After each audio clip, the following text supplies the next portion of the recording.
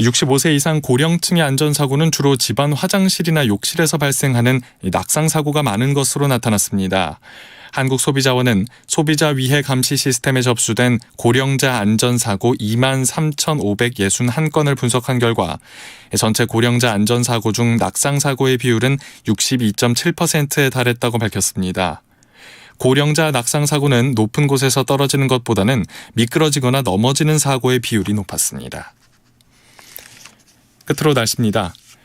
오늘은 전국이 흐리고 비가 오겠습니다. 예상 강수량은 중부지방과 남해안, 전북 북부와 경북 북부가 30에서 80mm, 이 가운데 중부 내륙과 경북 북동부는 최고 120mm가 넘는 곳이 있겠습니다.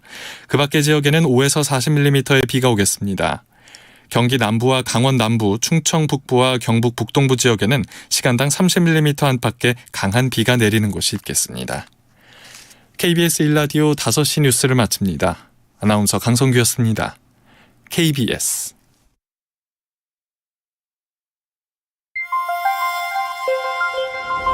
대한민국 중심 채널 KBS 1라디오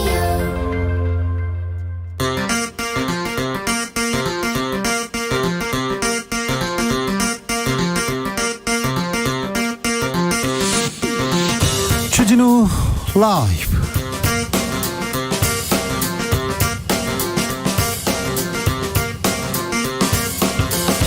(2022년 8월 30일) 화요일입니다. 안녕하십니까, 주진우입니다. 내년도 나라 살림 규모가 정해졌습니다. 639조 원. 복지 예산 그리고 교육 예산은 각각 100조 원이 넘었습니다. 코로나 예산은 4천억 원 넘게 줄었습니다. 일자리 예산도 삭감됐습니다. 1100조 원에 이르는 부채를 줄이기 위해서 허리띠 졸라매야 되는 상황인데요. 하지만 취약계층 지원을 확대하겠다는 방침 세웠습니다. 내년도 예산안 주스에서 살펴봅니다. 국민의힘 그야말로 사면초가입니다. 오전부터 시작된 국민의힘 의원총회 지금 막 끝났다고 하는데요. 비대위를 어떻게 할지, 권성동 원내대표의 거치 어떻게 되는지 경론 뒤에도 결론 내지 못하고 있습니다. 다만 비대위를 열기 위해서 당원을 개정하겠다, 이렇게 밝혔습니다. 지도부 공백 길어지고 추석 다가오고 국민의힘은 어디로 가는지 조경태 의원과 이야기 나눠보겠습니다. 오늘 윤석열 대통령과 이재명 대표 전화통화 이루어졌습니다. 이재명 당대표 영수회담 제안했었는데요. 오늘 통화에서 형식 없이 빠른 시간 내에 만날 자리를 만들자, 이렇게 의견을 모았습니다. 그런데 대통령실에서 통화 후에 이 대표와의 단독 회담이 아니라 여야 당대표들과 함께 만나는 것이다, 입장 밝혔습니다. 윤 대통령과 이 대표와의 만남 어떻게 될까요? 최가박당에서 전망해 보겠습니다. 나비처럼 날아 벌처럼 쏜다. 여기는 주진우 라이브입니다.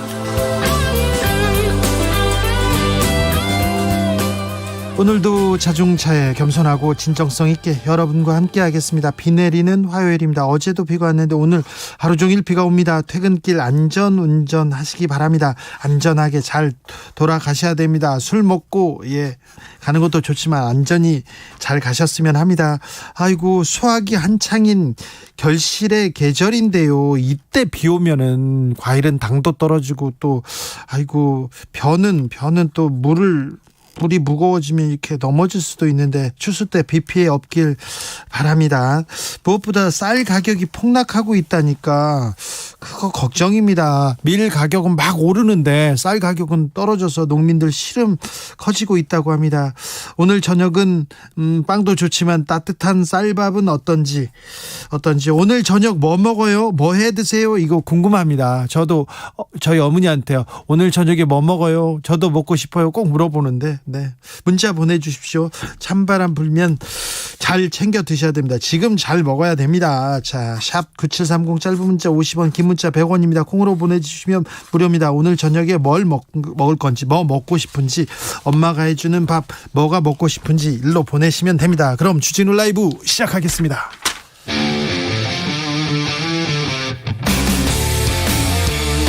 탐사보도 외길 인생 20년. 주 기자가 제일 싫어하는 것은?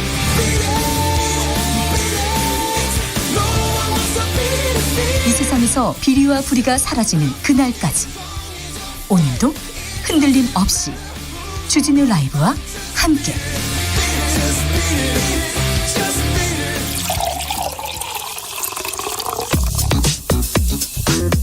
진짜 중요한 뉴스만 쭉 뽑아냈습니다. 주스 정상근 기자 어서 오십시오. 네, 안녕하십니까? 정부가 올해 예산안 발표했습니다. 네, 정부가 발표한 내년 예산은 올해보다 5.2% 늘어난 639조 원입니다. 문재인 정부 들어 정부의 총 지출 증가율이 연평균 8.7%였는데요. 5%대로 낮췄습니다. 또 올해 추경을 포함하면 예산은 사실상 감소한 상황입니다. 네. 이를 통해 국가 채무 비율을 GDP의 49.8% 정도로 50% 밑으로 관리한다는 방침입니다. 정부가 24조 원 구조 조정한다고 했는데 뭐가 줄고 뭐가 늘어나는 겁니까? 네, 정부는 코로나19 경제 위기를 극복하는 과정에서 내놨던 한시 지원 조치는 종료하기로 했습니다. 예. 대표적으로 지역사랑 상품권 예산이 전액 삭감이 됐고요. 네. 또 산업 중소기업 에너지 분야 지출이 18%, 사회간접 자본이 10.2%, 문화체육 관광 분야가 6.5%씩 줄었습니다. 주로 문재인 정부가 역점을 줬던 사업 삭감됐습니다. 네, 정부는 이를 통해 기초생활보장 지원을 2조 4천억 원 늘리고 장애수당은 월 4만 원에서 6만 원으로 또 기초연금은 30만 8천 원에서 32만 2천 원으로 올린다라고 밝혔습니다. 네. 또한 내년부터는 만 0에서 1세 아동을 양육하는 가구는 월 35만 원에서 70만 원의 부모 급여가 지급이 됩니다. 반지하 그리고 쪽방 거주자들 이주할 경우 또 지원하는 프로그램도 만들기로 했습니다. 그런데요, 공무원들의 급여는 동결됩니까? 네, 최근 공무원들의 월급 인증이 이어지는 등 이 공무원 월급 동결에 대한 공직사회 반발이 이어지고 있는데요. 네. 윤석열 정부는 5급 이하 공무원의 보수는 1.7% 인상하고 이 4급 이상 공무원 보수는 동결하는 한편 이 장차관 월급은 10% 삭감하기로 했습니다. 반면 올해 67만 6,100원인 병장 월급은 내년 32만 3,900원이 올라서 100만 원이 되는데요. 윤석열 정부는 2025년까지 병장 월급을 150만 원으로 올릴 계획입니다. 이에 따라 상병 월급은 내년에 80만 원, 일병은 68만 원, 이병은 60만 원으로 각각 오릅니다. 병사 월급 오르는데 좋습니다. 그런데 공무원들 5급 이하 공무원 보수가 1.7% 인상이라 요즘 9급 공무원들 이렇게 받아요. 9급 보수 1.7%라 실수령액이 168만 원입니다. 대체 어떻게 결혼하라는 말입니까? 어떻게 출산하라는 말입니까? 이런 얘기 계속 이어지는데 5급 이하 공무원 보수 1.7% 이상. 여기는 조금 더 올려줘야 되는 것 같습니다. 장차관 월급 삭감하기로 했는데 네, 아무튼 5급 이하 공무원 보수는 조금 더 줘야 되는 것 같은데 이 부분에 대해서도 좀 고민 넓혀보겠습니다. 오늘 윤석열 대통령 이재명 민주당 대표와 전화 통화했습니다. 네, 오늘 윤석열 대통령이 이재명 민주당 대표와 전화 통화를 했습니다. 이른 시일 내에 만남을 추진하기로 했는데요. 두 사람은 오늘 오전 이재명 대표를 예방한 이진복 정무수석을 통해 전화 통화를 했고요. 이진복 수석은 윤석열 대통령에게 전화를 한 뒤 연결을 해줬다고 합니다. 자, 빨리 만나자, 허심탄회하게 얘기하자, 걱정 끼치지 말자, 다 좋은데요. 그래서 여야 회담 이렇게 지금 이재명 대표와 윤석열 대통령 만날 것 같습니까? 대통령실은 또 다른 얘기를 하네요. 네, 대통령실은 앞서 그 영수회담 제안에 대해 야당과의 대화의 문은 언제든 열려 있다라면서도 여야 지도부 면담과 관련해서는 언제든지 응할 준비가 돼 있다라며 영수회담에는 선을 그었습니다. 영수회담이 아니라 여야 지도부 면담하겠다, 이렇게 둘이는 안 만난다, 이런 얘기가 있는데 둘은 어떻게 되는지 저희가 또 살펴보겠습니다. 국민의힘 오늘 하루 종일 의원총회 했습니다. 네, 국민의힘은 오늘 오전부터 의원총회를 이어가고 있는데요. 이 자리에서 권성동 지도부는 이 선출직 최고위원 5명 중 4명 이상이 거리된 경우를 비대위 전환이 가능한 비상 상황으로 규정하는 내용의 당원 개정안을 보고했습니다. 자, 당원을 바꿔서 최고위원들 4명 사퇴하면 비상 상황이야, 이거 비상 상황인 거야, 이런 당원을 만들겠다는 거네요. 네, 의총에서 추인됐습니다. 당원 개정안은 원래 의총에서 의결하는 것은 아닌데요. 예. 의총에 보고를 하고 추인하는 형식으로 의견을 모아서 올라와서 상임전국위원회에 상정하는 절차로 이어질 것으로 보입니다. 하지만 당대표 징계 초유의 사태 그리고 비대위 전환 아직도 갈 길이 멉니다. 특별히 당권 주자들 갈등이 커요. 이견이 큽니다. 그래서 어찌 될지 모르겠습니다. 오늘 이런 얘기 많이 나왔어요. 네, 어제 당권 주자인 안철수 의원이 새로운 비상대책위원회 구성에 반대하며 권성동 원내대표 사퇴를 요구했었는데요. 오늘은 또 다른 당권 주자인 김기현 의원이 당의 리더로 나서려고 하는 의원이 이도저도 아닌 모호한 입장으로 일관하다가 적당히 눈치 보며 뒤늦게 의원총회 결과를 뒤집는 발언으로 혼란을 가중시켜서는 안 된다라고 비판했습니다. 지금 그럼 안철수 의원 저격한 거네요. 네, 김기현 의원은 이 권성동 원내대표 역시 지도자로서의 무거운 책임감을 충분히 인식하고 있을 것이며 불분명한 부분은 보다 더 분명하게 정리될 것이다라며 의총회 결과는 존중해야 된다라고 말했습니다. 윤핵관과 가까운 김기현 의원은 안철수 의원과 다른 목소리를 냈습니다. 조경태 의원은 뭐라고 하는지 잠시 후에 들어보겠습니다. 어쨌든 오늘 당원 개정안, 당원을 바꾸겠다, 비대위로 가는 길을 위해서 이렇게 했는데 이 부분도 가처분 신청 받아들이면 또 여기에서도 또 브레이크 걸리는 거 아니야 걱정하는 사람들이 많습니다. 자, 이준석 대표가 제출한 가처분 신청 신문 날짜는 언제입니까? 네, 가처분 신청 신문기 일정이 나왔는데요. 이 추석 연휴 이후인 다음 달 14일로 정해졌습니다. 주호영 전 비대위원장도 냈죠? 네, 같은 날 같은 법정에서 함께 진행됩니다. 그래요? 14일까지 또 지켜봐야 됩니까? 네, 그때까지 또 결론이 어떻게 될지 모릅니까? 모르겠습니다. 네. 백경란 질병관리청장 이해충돌 휩싸였습니다. 네, 백경란 질병관리청장이 SK바이오사이언스 등 바이오와 제약 분야 주식을 가지고 있다는 사실이 최근 공직자 재산 공개를 통해 알려졌는데요.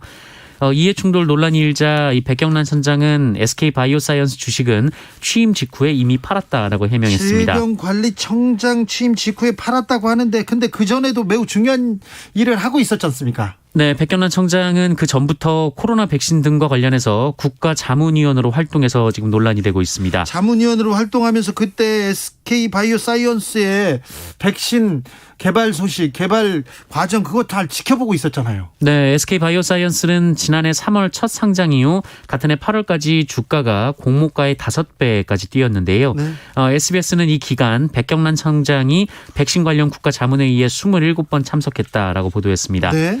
그러니까 이 자문 정보, 그러니까 백신 개발 정보를 알고 주식을 산 것 아니냐 이건데요. 이렇게 의문을 갖는 게 당연하죠. 네, 이런 우려 때문에 미국 식품의약국, 그러니까 FDA의 경우 이 정부 자문위원회에 참여하는 전문가는 이 본인뿐 아니라 직계가족까지 이해 충돌 기업의 주식을 보유할 수 없도록 돼 있습니다.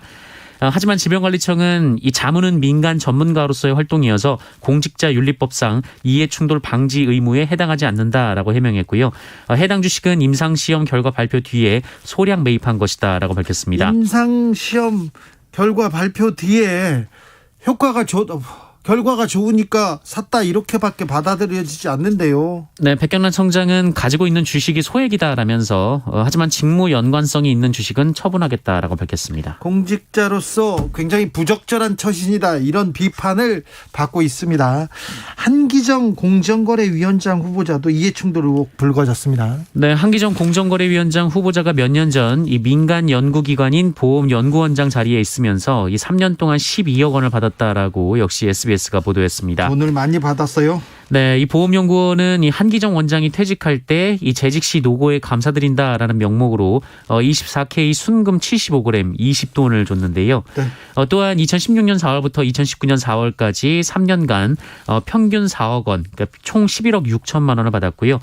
퇴직금 말고도 퇴직 성과금 명목으로 1억 1천만 원을 받았다라고 합니다.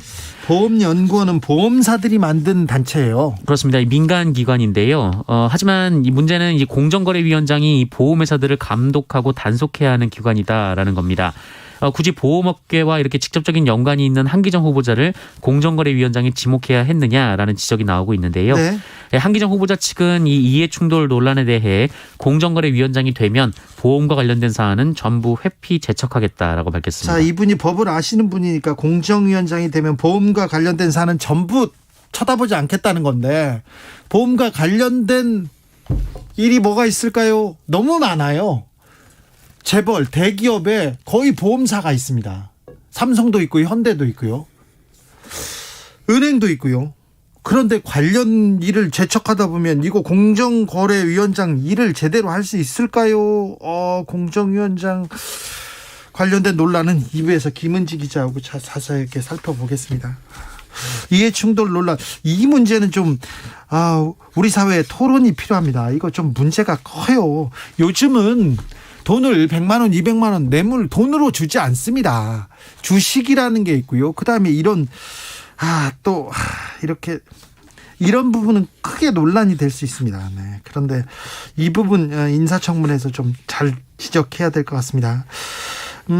감사원이 지금 감사를 합니다. 여기저기 많이 합니다. 특별히 국민권익위원회는 권익위원장이 어디로 출근했는지, 지각하지 않았는지 지각을 감사하겠다고 해서 큰 논란인데요. 감사원의 유병호 사무처장, 지금 실세로 알려진 이 사무처장, 근데 이분의 근태가 문제가 있다고요? 네, 말씀하신 대로 최근 전 정권을 겨냥한 이 감사들을 진두지휘하고 있는 유병호 감사원 사무총장에 대해서 감사연구원장 시절 근태가 불량했다라는 제보가 국회 법제사법위원회에 접수된 것으로 확인됐습니다. 네. 기동민, 박범계 의원 등 민주당 법사위 의원들은 유병호 사무총장이 연구원장 시절 이 지각 혹은 조기 퇴근을 하거나 술을 마시고 아예 출근을 안 한 적도 있었다는 제보를 받았다라고 밝혔는데요. 감사연구원장은 기관장이긴 하지만 2급 공무원이 맡는 자리이기 때문에 이 공무원 복무 규정에 따라 하루 8시간 근무를 엄격히 지켜야 합니다. 뭐라고 합니까, 유병호 총장? 명백한 허위 사실이라고 했고요. 이 매일 8시 45분 전에 연구원장 사무실에 도착하는 것이 습관이었다라고 반박했습니다. 네, 국감에서 어떻게 또 결과가 나오는지 어떻게 내용이 밝혀지는지 지켜보겠습니다. 계곡에서 남편을 살해한 혐의로 구속됐습니다. 이은혜, 조연수 공소장이 변경될 수 있습니다. 어떻게 변경된다는 거죠? 네, 검찰이 계곡살인 사건 피고인인 이은혜와 공범 조연수의 직접 살인 혐의를 간접 살인으로 변경하는 방안을 검토하고 있는 것으로 전해졌습니다. 인천지법은 오늘 공판을 진행하면서 검찰에 이 부작위에 의한 살인, 그러니까 간접 살인으로 기소하지 않고 자기에 의한 살인으로 기소한 특별한 이유가 있느냐 이렇게 물었는데요.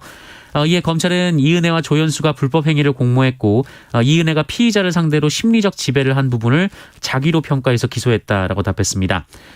이에 재판부는 검찰의 의견을 존중하지만 공소장 변경도 검토해달라라면서 검찰과 피고인 양측은 부작위에 의한 살인도 염두하고 신문을 하는 게 좋을 것 같다라고 했습니다. 네. 이에 검찰은 공소장 변경을 검토하고 있다라고 밝혔습니다. 이 법이 금지한 행위를 직접 실행한 상황을 자기, 그리고 이 마땅히 해야 할 행위를 하지 않은 경우에는 부작위라고 하는데요. 네. 이 부작위에 의한 살인이 자기에 의한 살인보다 형량이 훨씬 적습니다.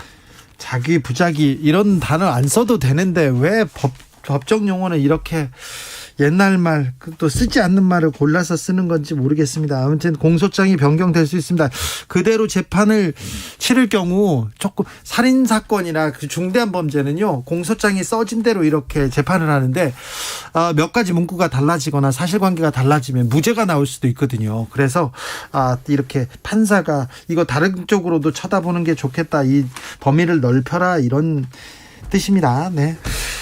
오늘 역사적으로 중요한 판결이 나왔습니다. 대법원에서 박정희 정권의 긴급조치 9호 불법으로 판단했습니다. 네, 박정희 전 대통령이 지난 1975년 발령한 긴급조치 9호가 위헌일 뿐만 아니라 이 민사적 불법 행위에 해당하므로 국가가 당시 체포, 처벌, 구금된 피해자들에게 배상 책임을 진다라는 대법원 판단이 나왔습니다.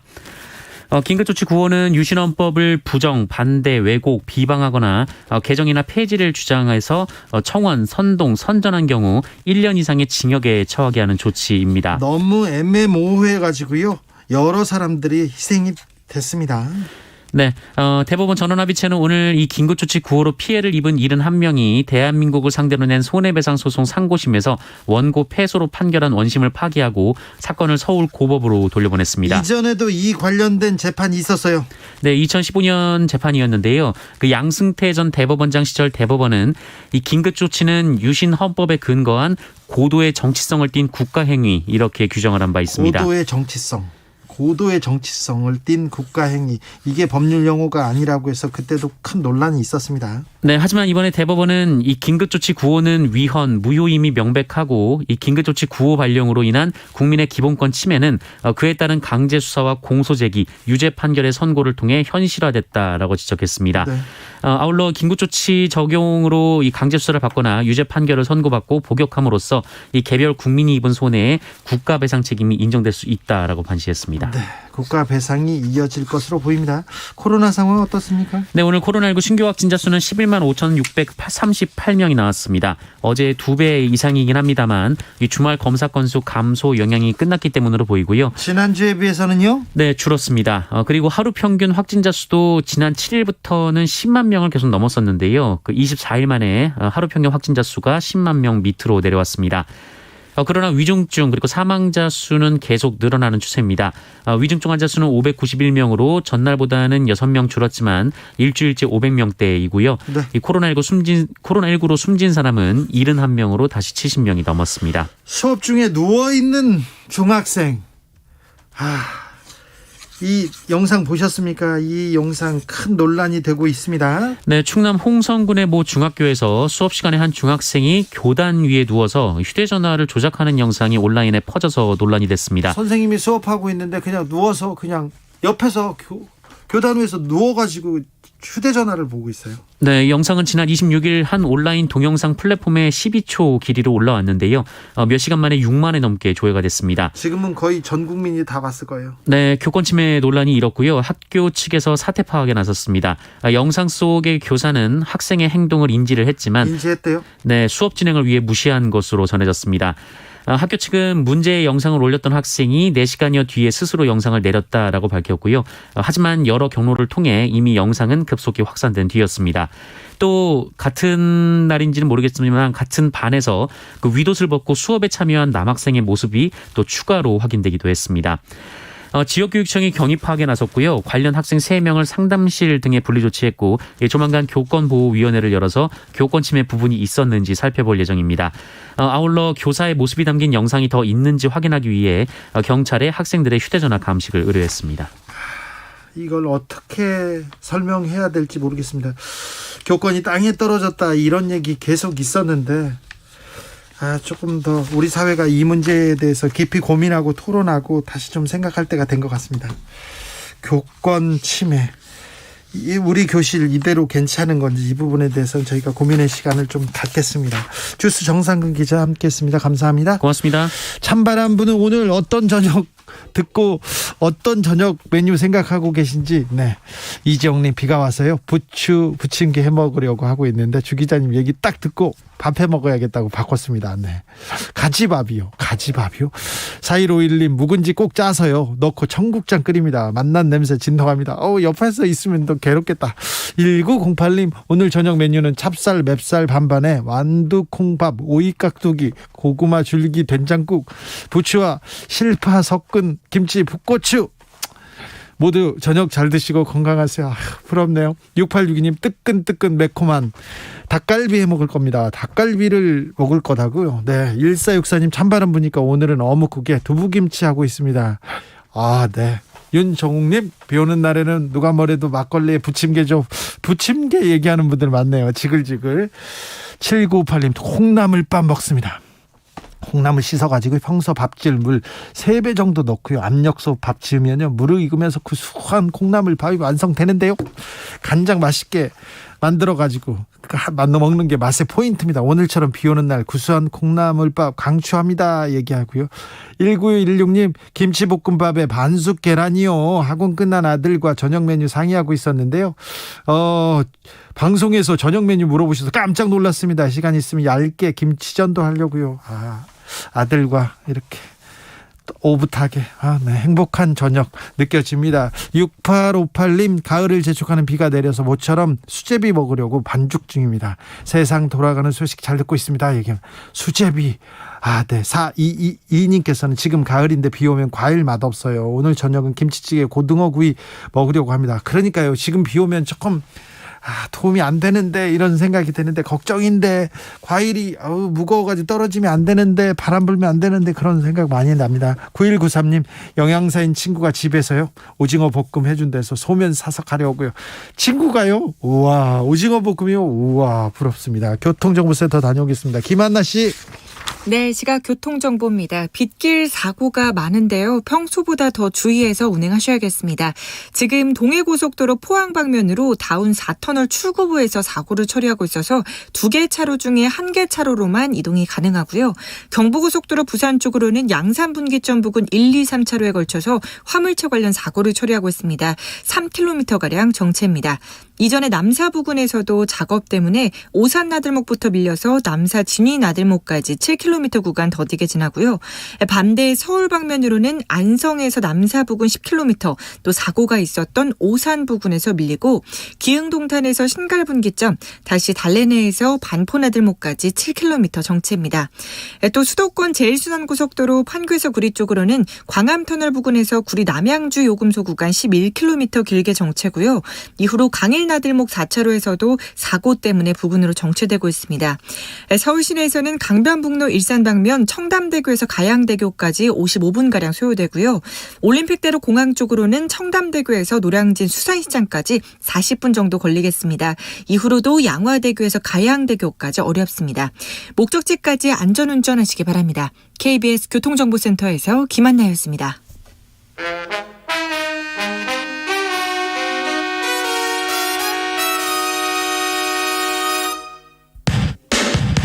주진우 라이브 돌발 퀴즈. 오늘의 돌발 퀴즈는 객관식으로 준비했습니다. 문제를 잘 듣고 보기와 정답을 정확히 적어 보내주세요. 작년 국민 한 사람당 화훼 소비액이 2005년 이후 처음으로 의미있게 증가한 것으로 나타났습니다. 약 16년 만에 처음으로 눈에 띄게 증가했다는데요. 코로나 여파로 집에 머무르는 시간이 늘면서 이것 수요가 커진 영향이라는 분석이 나오고 있습니다. 식물로 공간을 꾸미는 걸 뜻하는 단어인 이것은 무엇일까요? 보기 드릴게요. 1번 플랜테리어, 2번 요크셔 테리어. 다시 들려드릴게요. 1번 플랜테리어, 2번 요크셔 테리어. 샵9730 짧은 문자 50원, 긴 문자는 100원입니다. 지금부터 정답 보내주시는 분들 중 추첨을 통해 햄버거 쿠폰 드리겠습니다. 주진우 라이브 돌발 퀴즈 내일 또 만나요.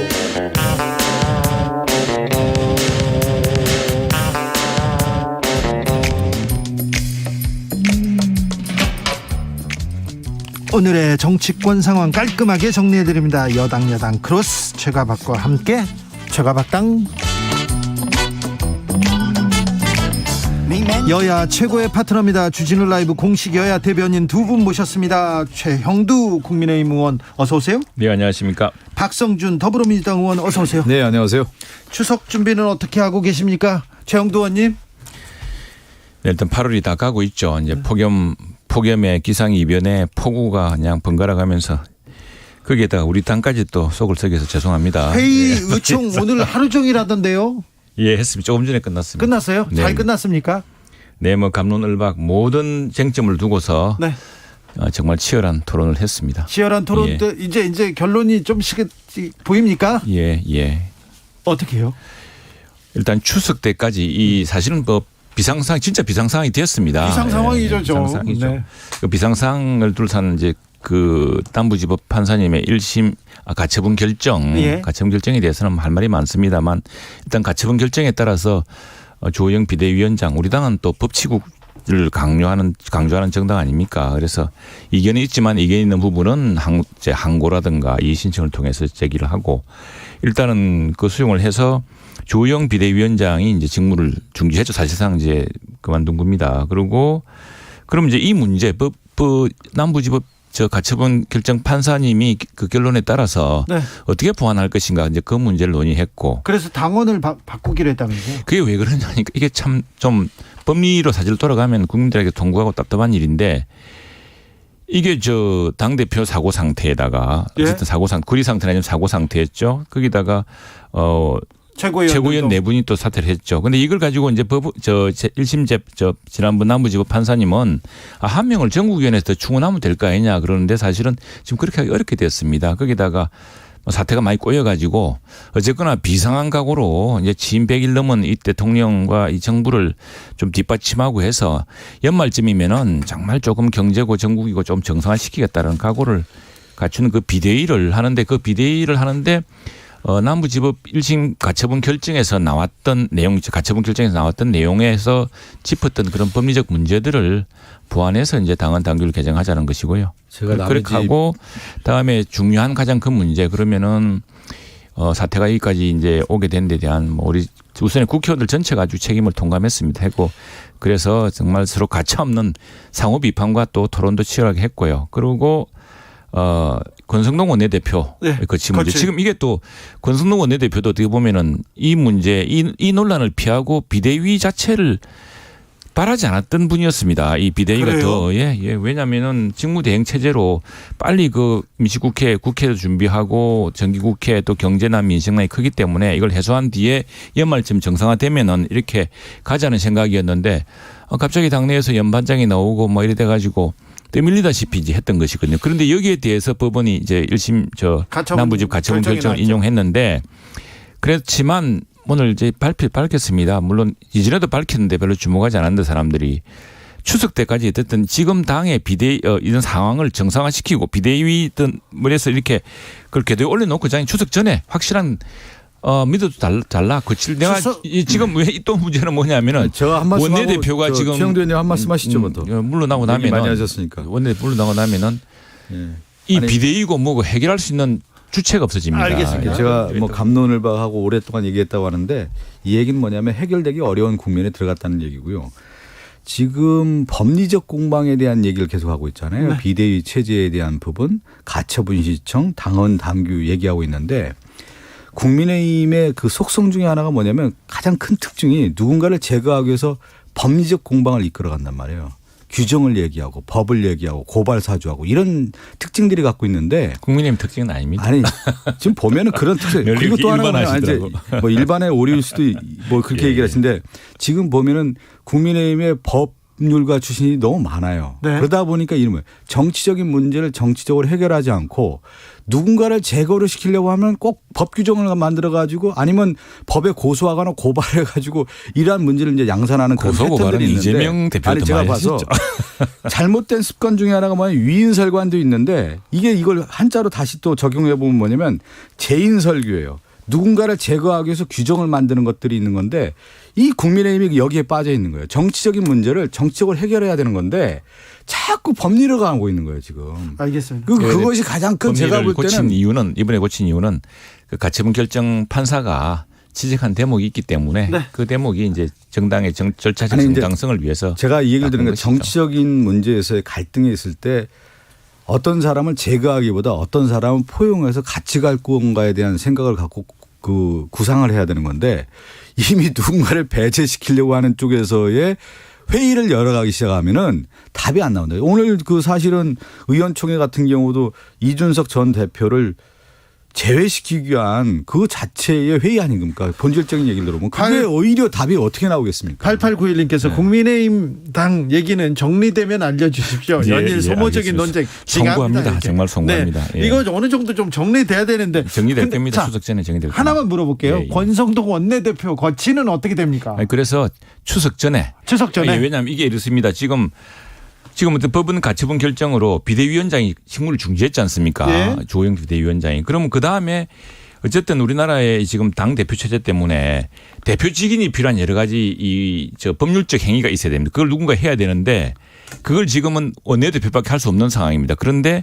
그렇게 돼야 다음에 지금 오늘 당헌 당규를 새롭게 해서 비대위원을 다시 한다고 했는데 그 비대위원을 출범을 시킬 수 있고 그렇게 되면은 새로운 후임 이제 원내대표를 뽑는 경선 절차를 고시해서 추석 전에 사퇴를 마무리하겠다고 밝혔습니다. 이번에 지난번에도 우상호 비대위원장이 국민의힘 그 당대표급이죠. 누군가를 만나야 되는데 이준석 전 대표를 만나야 되는지 주호영 비대위원장을 만나야 되는지 또 노조 권성동 권한대행을 만나야 되는지 결정을 못하고 있는 거예요. 그다음에 이번에 우리 이재명 당대표가 돼서 내일 국민의힘을 예방하게 돼 있습니다. 시간은 해명해야죠. 정해져 있어요. 그래서 11시 정도에 원래 만나기로 돼 있는 거예요. 누구를 만납니까? 그 누구를 만나야 될지는 모르고 거기서 결정을 해주겠다라는 거예요. 지금 국민의힘에서. 권성동 직무대행을 만나야 되는 거죠. 지금. 원래 직무대행을 만나야 되는데 의원총회나 지금 모든 그 국민의힘 의원들이 권성동 비상 권한대행 체제 권한대행으로 안 된다라고 또 비토를 한 거 아니겠어요. 그러다 보니까 국민의힘에 누구를 만나러 가야 되는지 그러니까 지금 국민의힘이 리더십 자체가 지금 완전히 붕괴되고 있다라는 것을 뭐 보여주는 겁니다. 집권 여당으로서 뭐 그런 면모, 그런 인식, 그런 인상을 줬다는 자체는 사실 그렇죠. 유구무원이고요, 유구무원인데, 근데 이거는 뭐냐면은 우리 그 당의 중진들이라는 분도 좀 오해를 하신 게 뭐 권성동 원내대표가 지금 이걸 안고 있을 수 있겠습니까? 할 수가 없죠. 할 수 없고. 그래서 권성동 원내대표는 어쨌든 이걸 질서 있게 정리한 다음에 네. 물러난다. 추석 전에 물러난다라는 이야기를 사실상 여러 차례 했는데 그걸 가지고 이제 뭐 역시 이렇게. 우리 중진들이 노래다시더라고요. 그런 걸 가지고 탁 외곽에서 때리는 아주 그 기법들이 대단하시던데 오늘 사실 그래서 의원총회 끝나고 우리 초선하고 재선들끼리 이런 이야기를 했습니다. 아니 5시간 동안 치열하게 논쟁할 때 거기서 끝장을 보시지. 끝내야죠. 그때는 일찍 이사가신 뒤에 밖에서 다 그렇게 하시면은 기자들도 하고 이야기 우리 그 검론을박한 사람들은 뭐가 되느냐고. 최영도 의원님 하나 더 여쭤보겠는데 28일 날 저녁에 용산청사에서 윤 예. 대통령하고 권성동 원내대표하고 만찬을 했다. 그래야 처음 듣는 이야기인데. 그래요? 예. 만찬을 하고 오늘 의원총회를 했으면 예. 이게 또 윤심이 어디까지 미치냐 이런 얘기 나올 거 아닙니까? 근데 당무에 대해서는 대통령이 이미 선을 분명히 긋고 당무에 관여할 수도 없습니다. 그리고 또 하나 이건 뭐 당에서 여론 어쨌든 이 당의 후보로 대통령이 되신 분이기 때문에 네. 당원이나 이 우리 의원들의 의견을 안 들을 수는 없죠. 안 들을 수는 없지만 이 기획에 대해서 뭐 가타부터 이야기할 수 없는 거고 더구나 이제 권성동 원내대표가 오늘 의원총회 말미에 예. 이 지금 사실 진퇴양난입니다. 뭐 이렇게 비대위원장 직무정지죠. 그럼 원내대표로 다시 최고위 가라는데 최고위도 갈 수가 없는 상태죠. 그러면은 그런데 어쨌거나 가처분 결정 판사조차 인정하는 유일한 사람은 원내대표입니다. 원내대표가 예. 직무대행이든 뭐든 할 수 있기 때문에 이분이 뭔가 도장을 찍고 마지막에 마무리를 짓고 해라는 것이 할 수밖에 없는 상황이어서 그걸 마치고 더 이렇게 능숙하게 이끌 원내대표를 선출하도록 아니, 그러니까 길을 열어주겠다. 그것이 추석 전에 마무리하겠다는 것인데 얘기인데. 지금 추석까지 열흘도 안 남았습니다. 아니, 이게 무슨 얘기냐면 진퇴양난 이게 뭐예요? 정치적 결단의 사안이죠 지금 이 문제를 뭐 도장 찍고 안 찍고가 어디에 문제가 있습니까? 정치적 결단에서 진퇴를 결정하고 그에 따라 새로운 지도 체제를 만들 것이냐 안 만들 것이냐 결정하는 것이지. 만든다 뭐 도장 가지고 지금 얘기하면 안 되고 제가 얘기는 자꾸 법리를 들어가고 있다는 거예요. 국민의힘에서 이건 정치적 결단의 사안이고 판단을 하고 결단해서 왜냐하면 추진할 사안이지. 우리는 법치 정당이기 때문에 가처분 결정에 판사의 결정이 우리 마음에 안 들고 이견이 많고 헌법학자들도 법리에 문제가 많다 생각하지만 일단 내려진 결정을 따르기 위해서 하는 일입니다. 예, 법치가 어떤 의미냐면 우리는 뭐 좀 불리한 결정이나 판결에 대해서는 막 불복하고 뭐 이렇게 불이다고 이야기하고 그러지 않습니다. 일단 따릅니다. 저희들은.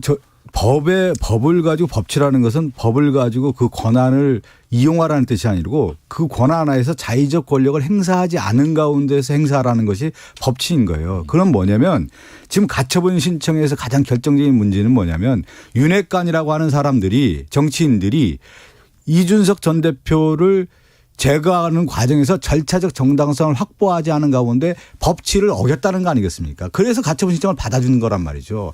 이거를 인정하지 않은 가운데서 의원총회를 여니까 다시 어떻게 보면 공전되는 실제 그 인정하지 않은 가운데 있다 보니까 이 문제가 더욱더 저는 사실은 커지는 것이죠. 뭐 답답합니다. 답답하고 저는 이 법리 논쟁하지 말자 그래서 사실 법리 논쟁하면 안 되는 거예요. 정치인 아닙니까? 저 법리 논쟁을 하냐는 거예요. 하지 말고 네. 이랬는데 뭐 아무튼 평지 풍파가 났는데 근데 비상은 비상 맞죠? 이 당이 정상입니까 이게? 비상 맞아요. 아니, 비정상도 맞고요. 그런데 그래서 아니, 제가 풀겠다는 말씀드리면- 것이고 그래서 저는 그러면은 그냥 정당 내부에서 네. 저는 이런 이야기 됐습니다. 그리고 뭐 법원의 저 1심 남부지법 판사의 결정을 안 따를 방법은 없고 무조건 따라야 되고 이런 이 절차대로 진행하면 되는 거고요. 그리고 나중에 본안 소송에서 어떻게 나올지 모르지만 그러나 일정 말씀 따르고 대신에 우리는 비상한 각오를 네. 비상한 방식으로 우리 저 정당 내부에 저기 임의적인 기구로 이렇게 운영하면 되는 거 아니냐 이런 이야기도 했습니다. 그런데 이제 이게 문제가 되는 것이 당 대표라는 것이 반드시 있어야 되는 게 우리 지금 정당 민주당이나 우리 정당의 구조 아니겠습니까? 정도였는데 저 얘기를 의견을 동의하시네. 정책 문제, 정치 당 대표제 없애자는 사람이기 때문에 이 굉장히 불만이 정치적 많습니다. 사안이고 지금 보면 권성동 직무대행 체제에 대해서 법리적 공방을 다시 하고 있는 거고 또 주호영 비상대책위원장은 직무집행을 정지가 부당하다면서 또 집행정지 신청을 법원에 냈습니까? 냈죠. 이렇게 되면은 당 지도부에 있는 제가 얘기는 뭐냐면 이 사안은 정치적 결단의 사안이라는 거예요. 이게 법리적 사안이 아니란 말이에요. 알겠습니다. 그것을 왜 못 넘어가네요. 그러다 보니까 자꾸 계속해서 정치가 실종되는 문제예요. 왜 정치인들이 왜 법리로 넘어갑니까? 3심이고 가처분 결정 다음에 본안도 있고 그런 겁니다. 그런데 우리는 이제 민주당과 다른 점이 이런 겁니다. 일단은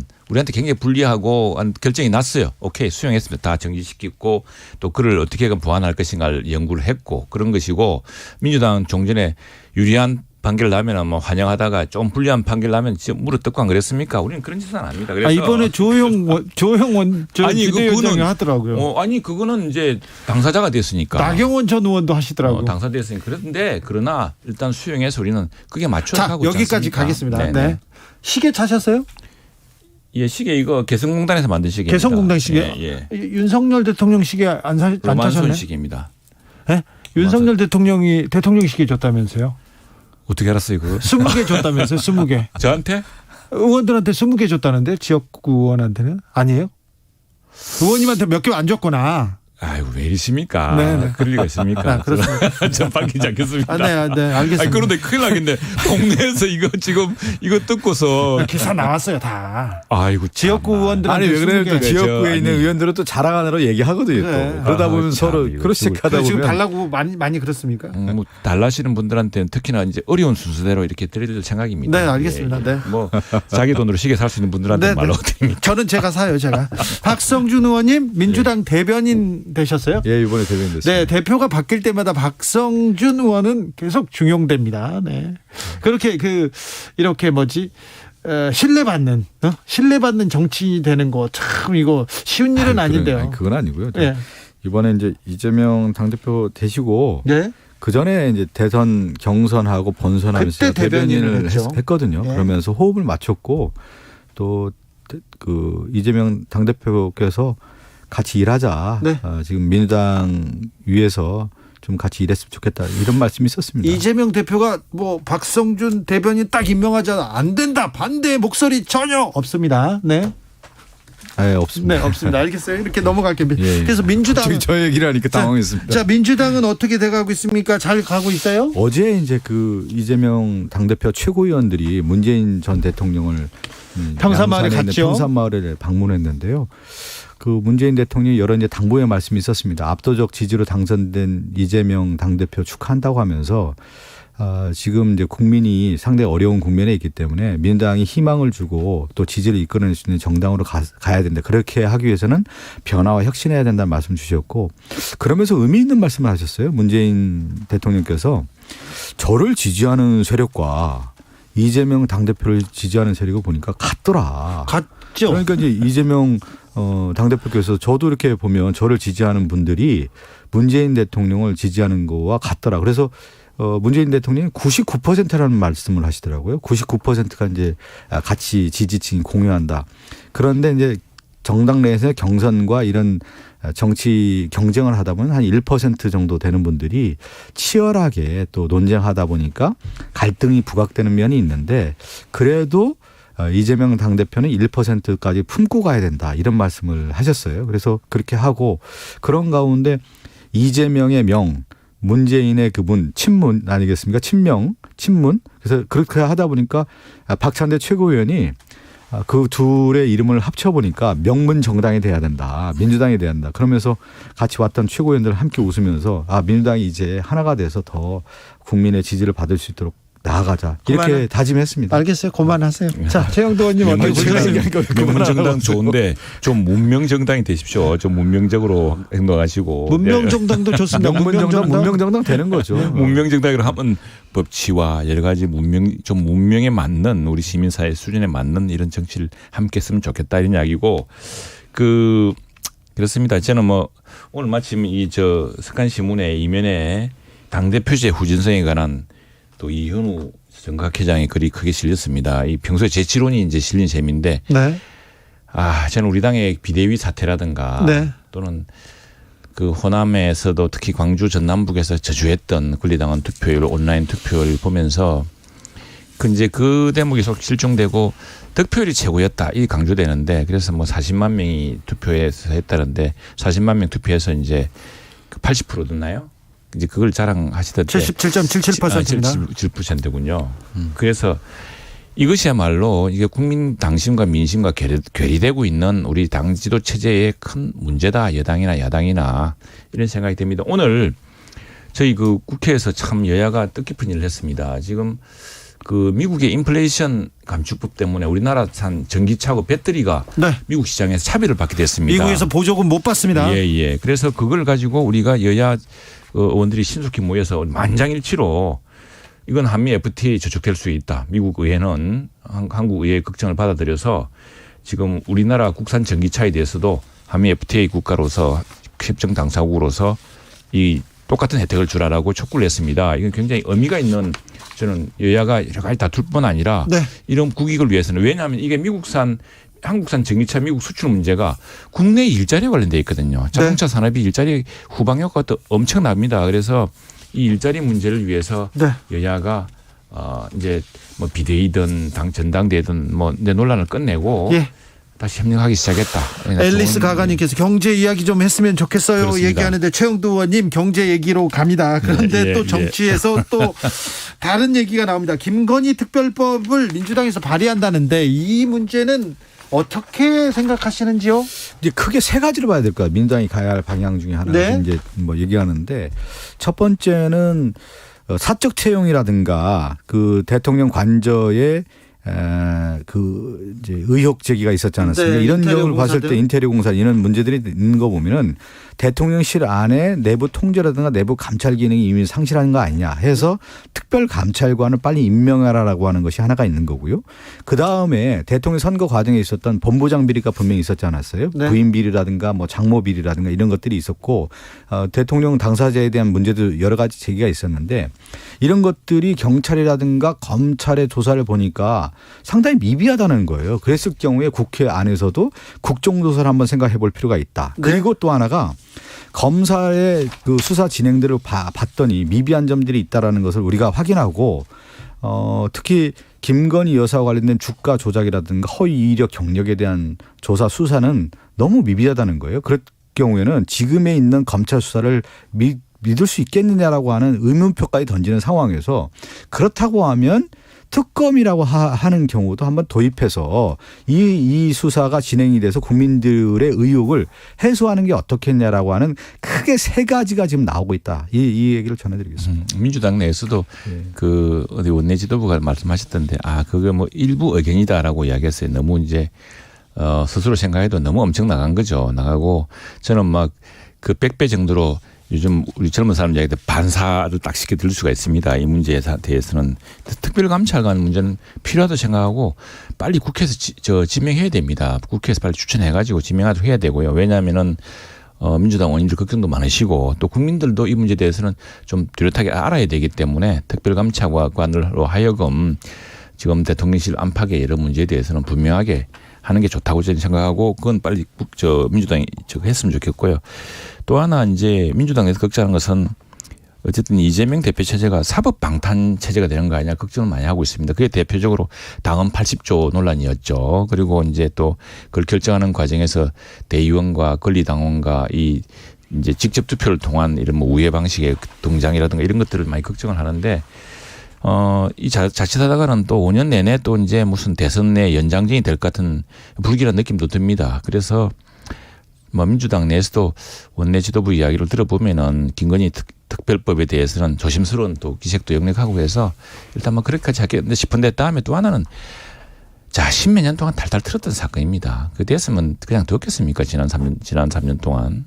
근데 지금 보면 대선 과정에서 뭐 아주 의혹을 제기했던 사건들이 있었단 말이에요. 대장동 같은 경우도 그렇고 대장동 그 당시 윤석열 후보 시절이었고 이재명 후보 시절에서도 특검하자고 얘기하지 않았습니까? 네.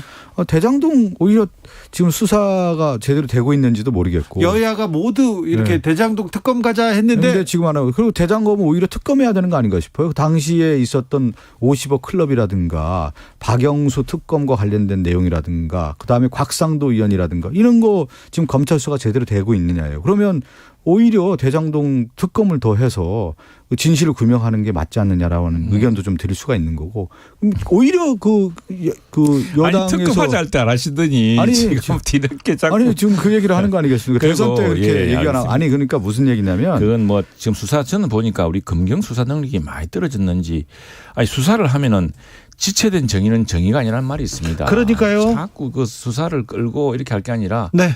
예, 뭐 근데 뭐 지난번에 정치적인 여러 이제 고려 요인이 있었겠죠. 이제는 그러지 말고 정말 없는 죄 만들지 말고 있는 죄 덮지 말자. 네. 예. 아무튼 경찰이나 검찰에서 빨리 수사를 해서 몇 가지는 결론을 내야 정치권도 좀 조용히 앞으로 나가고 경제 그러니까 민생 챙길 괜히 이제 텐데. 아니, 변증만 어제 같은 흘리니까. 경우도요. 백현동 뭐 특혜 의혹이라고 국민의힘에 의해서 고발된 사건인데 네. 경찰에서 검찰에 송치한 내용을 보면은 당시에 저거죠. 그 허위사실 유포, 네. 허위사실 공표로 선거법 위반으로 검찰에 송치했단 말이에요. 그러니까 뭐냐면 국민의힘에서 백현동 문제를 나올 때는 무슨 특혜가 있는 것처럼 상당히 그렇게 정치 프로파간다를 했는데 경찰에서 넘기는 걸 보면 특혜 의혹이 아니라 이게 선거법으로 넘겼단 말이에요. 지금 보면은요. 네. 그런데 그것도 어제 당대표 선출돼서 하루를 맞이하는 시점에서 이런 걸 했을 경우에는 일정한 정치적 그 수순에 의해서 하고 있는 거 아니냐.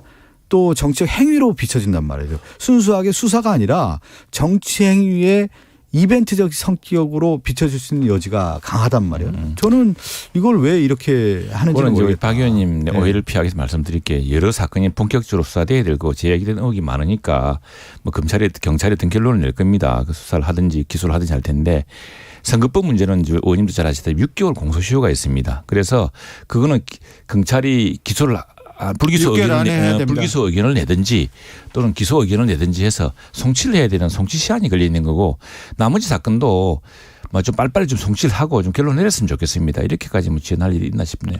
아니 뭐 송치 그런데 아니 왜냐하면 당대표 선출에 맞춰서 왜냐하면 검찰에 송치했다. 이게 정치적 의도가 분명해 보이잖아요, 이건요. 뭐 그리고 그 이전에 뭐 이미 큰 수사를 다 아니 그러니까 뭐냐면 걱정하실 일 검찰에서 없다면 수사를 걱정하면 그렇게 했다고 아니죠. 하는데 그럼 보면 그것도 공소시효. 선거법 위반으로 했다라는 것 자체가 우리가 3월 9일 날 그걸 했죠. 네, 그렇게 하고 또 그 발생 네. 시점도 있기 때문에 네. 9월 9일 날 이전까지 이제 이사 이구님께서 서로 다투고 싸우고 국민은 안중에 그렇습니다. 없는 정치 언제까지 할 건가요? 걱정하지 않도록 해야 되는데 네. 예 죄송합니다. 최영도 의원님은 또 죄송하다고. 최영도, 박성준 두 분 감사합니다. 감사합니다. 벌써 끝났어요? 네.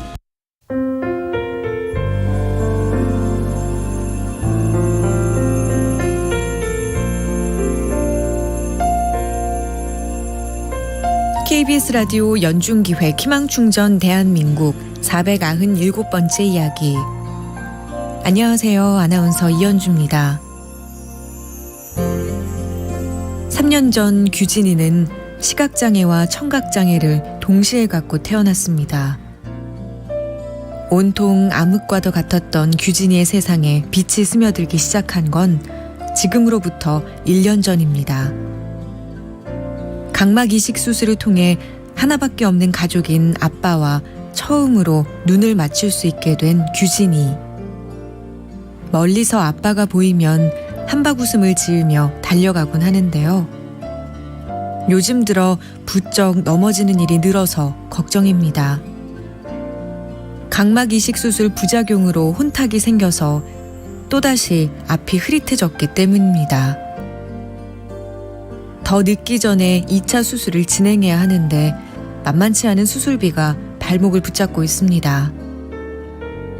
다시 규진이가 세상의 빛을 잃어버리지 않도록 여러분이 힘을 모아주세요. 여러분의 따뜻한 손길이 희망의 빛이 됩니다.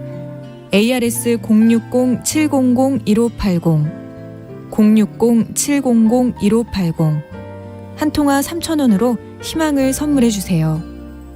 KBS 라디오 연중기획 희망충전 대한민국은 초록우산 어린이재단, 인탑스 주식회사 그리고 청취자 여러분과 함께합니다. ARS 060-700-1580 한 통화 3,000원입니다.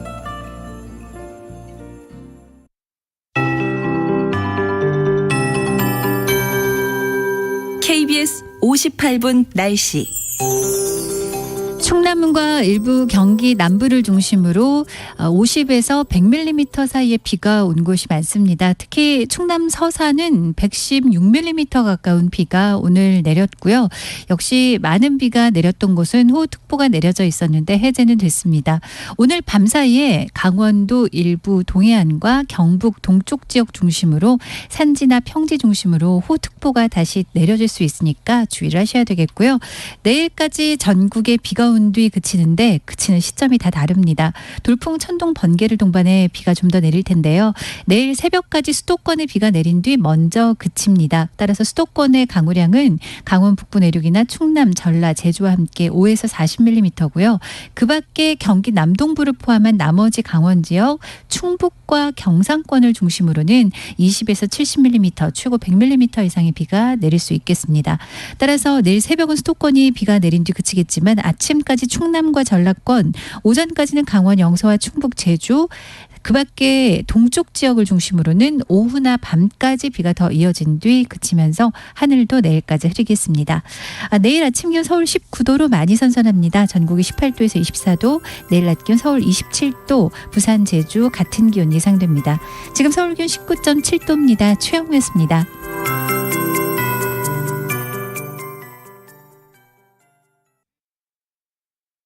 정성을 다하는 국민의 방송 KBS가 6시를 알려드립니다. AM 711kHz, FM 97.3MHz, KBS 1라디오입니다. HLKA.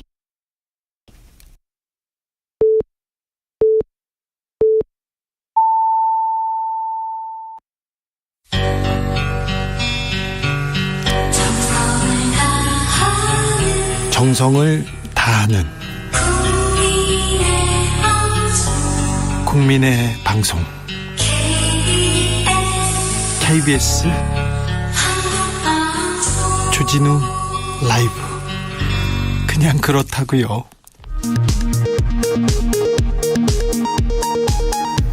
이 시각 라디오 정보센터 뉴스입니다. 방역당국은 코로나19 재유행이 정점 구간을 지났으며 앞으로 유행 규모가 감소할 것으로 내다봤습니다. 다만 감염 후에 2, 3주 정도 시차를 두고 나타나는 위중증과 사망 사례는 당분간 정체하거나 증가할 수 있다고 전망했습니다.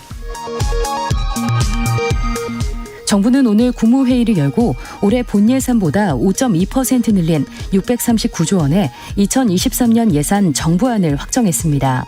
정부는 건전재정 기조를 반영하면서도 사회적 약자 지원 등의 국정운영 핵심 가치는 충분히 담았다고 설명했습니다.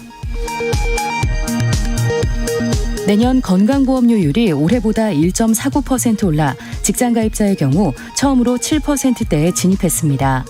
이에 따라 직장가입자의 내년 한 달 평균 보험료는 올해보다 2,069원 인상된 14만 6,712원이 됩니다.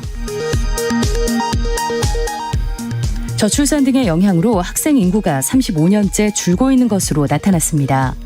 교육부 조사 결과에 따르면 올해 4월 기준 전국 유치원과 초중고 학생 수는 587만 9,700여 명으로 작년보다 1.3% 감소했습니다. 특히 유치원의 경우 지난 1년간 188곳이 문을 닫았습니다. 지금까지 라디오 정보센터 조진주였습니다.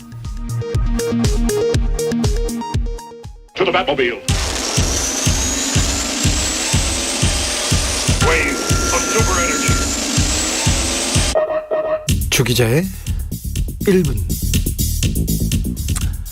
수학계의 노벨상 필즈상을 받은 허준이 미국 프린스턴대 교수가 서울대 졸업생들에게 축사를 했습니다. 졸업이 축하할 일인지는 모르겠습니다. 제 생각에는요. 하지만 깊은 울림을 주기에 제가 소개해 보겠습니다. 이제 더 큰 도전, 불확실하고 불투명하고 끝은 있지만 잘 보이지 않는 매일의 반복을 눈앞에 두고 있습니다. 생각보다 힘들 수도 생각만큼 힘들 수도 있습니다. 이제 본격적으로 어른입니다. 제로섬 상대의 평가에 몇 가지 퉁명스러운 기준을 따른다면 일부만이 예외적으로 성공할 것입니다. 여러 변덕스러운 우연이, 지쳐버린 타인이, 그리고 누구보다 자신이 자신에게 모질게 굴 수 있으니 마음 단단히 먹기 바랍니다. 나는 커서 어떻게 살까? 오래된 질문을 오늘부터의 매일이 대답해 줍니다.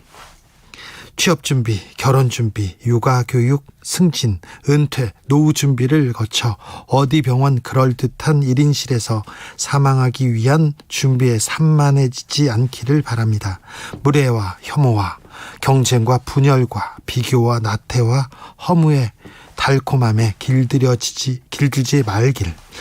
의미와 무의미의 온갖 폭력을 이겨내고 하루하루를 온전히 경험하길. 그 끝에서 오래 기다리고 있는 낯선 날을 아무 아쉬움 없이 맞이하길 바랍니다. 진실을 꾹꾹 담은 허 교수의 졸업식 연설, 우리에게도 큰 감동을 줍니다. 미국 졸업식에서 유명 인사들의 마지막 수업 화제가 되곤 합니다. 오늘을 마지막 날인 것처럼 살아라. 후회 없는 선택을 하라. 유리천장을 부숴라. 네네, 다 좋습니다. 그런데 그렇게 사는 사람은 거의 없어요. 그렇게 살려고 노력하다가 죽을 수도 있습니다. 네, 저는요 몇 해 전에 배우 짐 캐리의 졸업식 축사가 특별히 기억에 남습니다. 이랬습니다. 제 아버지도 저처럼 훌륭한 개그맨이 되는 것을 상상했지만 그것이 가능하다고 생각하지 않아서 회계사라는 안정적인 직업을 택했습니다. 하지만 그가 회계사에서 해고됐을 때 우리 가족은 모두 생활전선에 뛰어들어야 했습니다. 아버지를 통해 인생의 교훈을 얻었습니다. 자신이 사랑하지 않는 일에서도 실패할 수 있다는 것입니다. 그렇다면 그보다는 자신이 사랑하는 일을 선택하는 것이 더 낫지 않을까요? 여러분은 이 세상에서 아름다운 일을 할 능력이 있고 준비가 되어 있습니다. 여러분에게는 두 가지 선택권이 주어질 것입니다. 열정 아니면 두려움. 열정을 택하십시오. 절대 두려움이 열정을 외면하게 하지 마세요. 지금까지 주 기자의 1분이었습니다.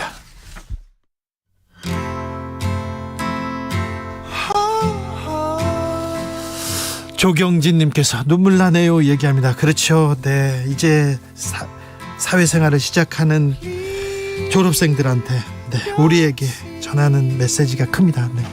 애덤 리바인 Lost Star. Please see me reaching out for someone I can't see. Take my hand, let's see where we wake up tomorrow. Best laid plans, sometimes it's just a one night stand.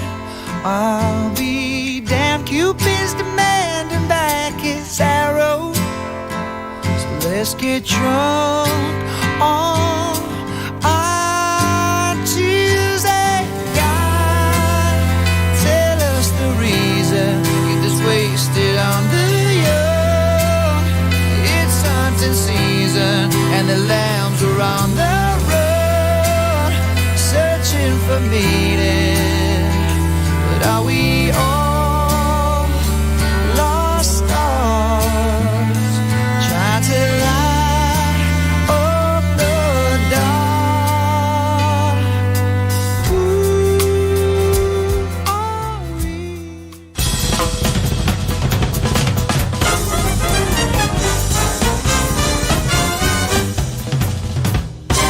훅 인터뷰. 모두를 위한, 모두를 향한 모두의 궁금증 훅 인터뷰. 비상 상황에 직면한 국민의힘 그런데 비상구가 보이지 않습니다. 끝도 없이 이어지는 가처분, 권성동 원내대표 거취 문제 논란까지 오늘은 의총에서 결론이 난 걸까요? 추석 전에 과연 비대위로 구성할 수 있을까요? 국민의힘 조경태 의원과 이야기 나눠보겠습니다. 의원님 안녕하세요. 네, 안녕하세요. 반갑습니다. 네. 오늘 의총은 잘 끝났습니까?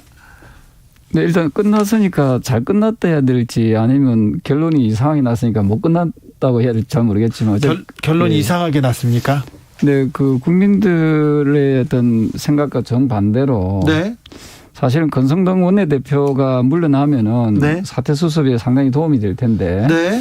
원인 제공자인 그 원내대표는 그대로 있고 네. 또 법원에서는 비대위에 대해서 잘못됐다라고 가처분 인용을 했지 않습니까? 네.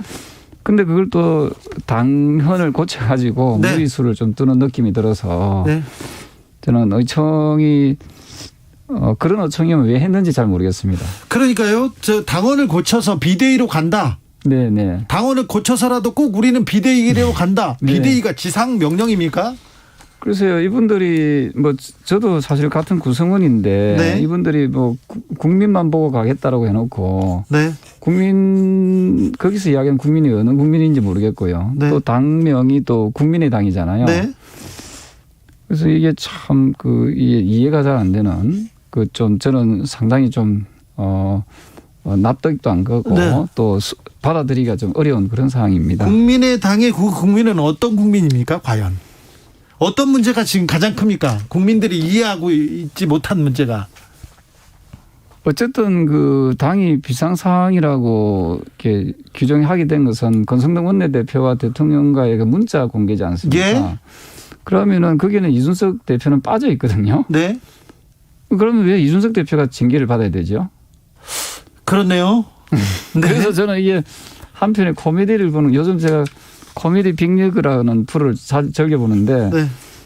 그 프로보다 더 코미디 같은 상황이 지금 우리 정치권에, 그것도 집권 여당에서 벌어지고 있다는 게 저는 참 그 답답합니다. 권성동 원내대표가 물러나면 이준석 전 대표도 그 수위를 낮출 수밖에 없다. 그러면서 해결될 것이다. 박지원 전 국정원장도 그렇고요. 주로 이렇게 정치적으로 해결을 하는 게 나을 것이다. 이런 얘기를 하는데 이게 안 되나 봅니다.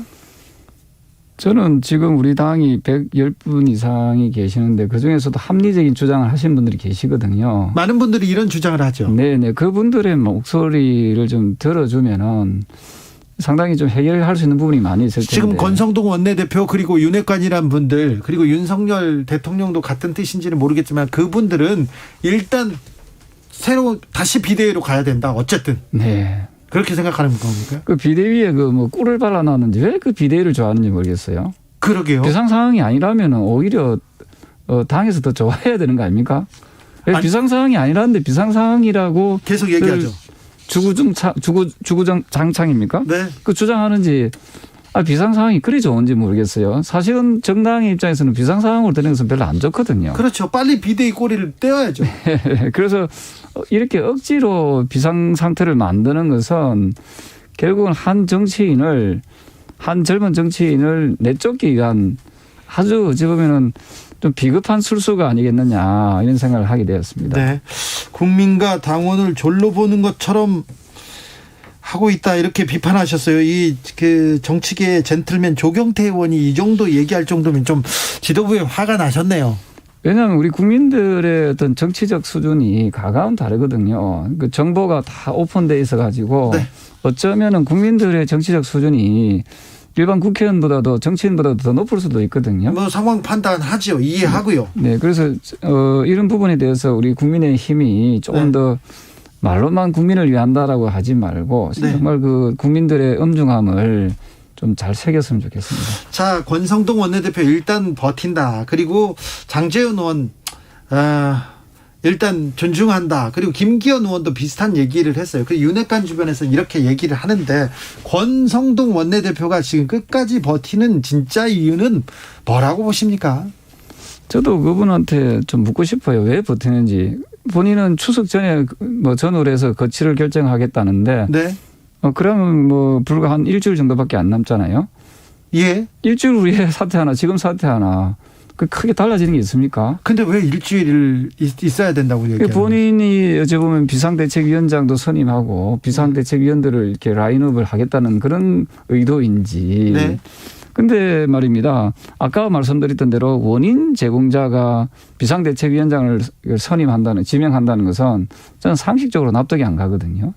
아, 네. 네, 그래서 그 원내대표, 권성동 원내대표는 빨리 물러나고 네. 새 지도부가 이 사태를 수습해야 된다고 보는 거죠. 권성동 원내대표나 또 당 내에서는 이런 생각합니다. 사태를 수습하고 물러나는 것이 맞지. 그냥 지금 나가면 책임 회피다 이렇게 얘기하는데요. 어떻게 사고 친 사람 보고 네가 사고 쳤으니까 수습하라고 할 수 있습니까? 그거는 객관적으로 그렇게 사고를 바라다 보고 또 수습할 수 있는 능력이 저는 없다고 보거든요. 대통령이 혹시 아까 말했듯이 윤석열 대통령과 권성동 원내대표의 문자가 이 사건의 시작이라고 볼 수도 있는데 윤석열 대통령이 입장을 내거나 정리해야 된다고 생각하시는지요?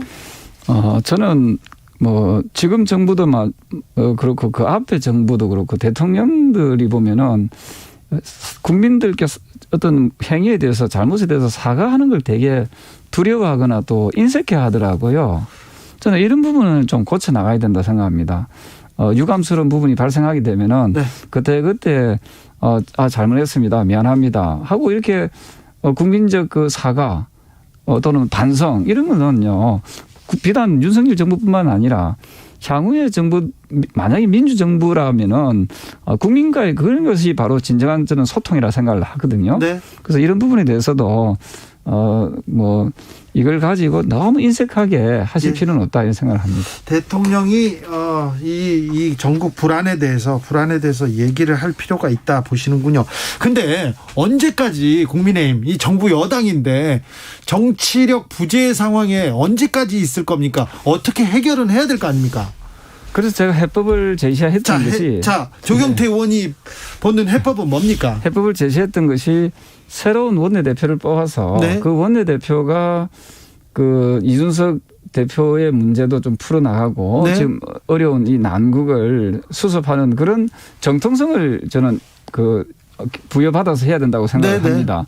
그런데 지금 권성동 원내대표께서 지금 비대위를 구성하고 당내를 수습한다 하면은 국민들이 오히려 비웃게 되지요.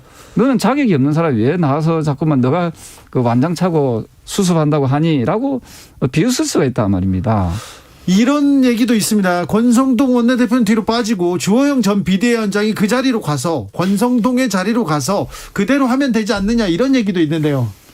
그래서 지금 우리 당이 지금 상당히 위기라고 하는 이유가 지금 더불어민주당을 보십시오. 가장 나이가 많은 분이 그 이재명 네. 당대표지 않습니까? 네. 대부분이 다 50대입니다. 네. 40대, 50대. 네. 그렇다면 우리 당이 지금 상대적으로 되게 좀 올드하게 가지요. 그리고 그나물의 그밥 형식으로 가게 되면은 과연 20대, 30대 그리고 당의 변화를 바라고 혁신을 바라는 그런 국민들의 마음을 얻을 수가 있겠습니까? 예. 지금 우리 당이 뭔가 착각하고 있는 게 말입니다.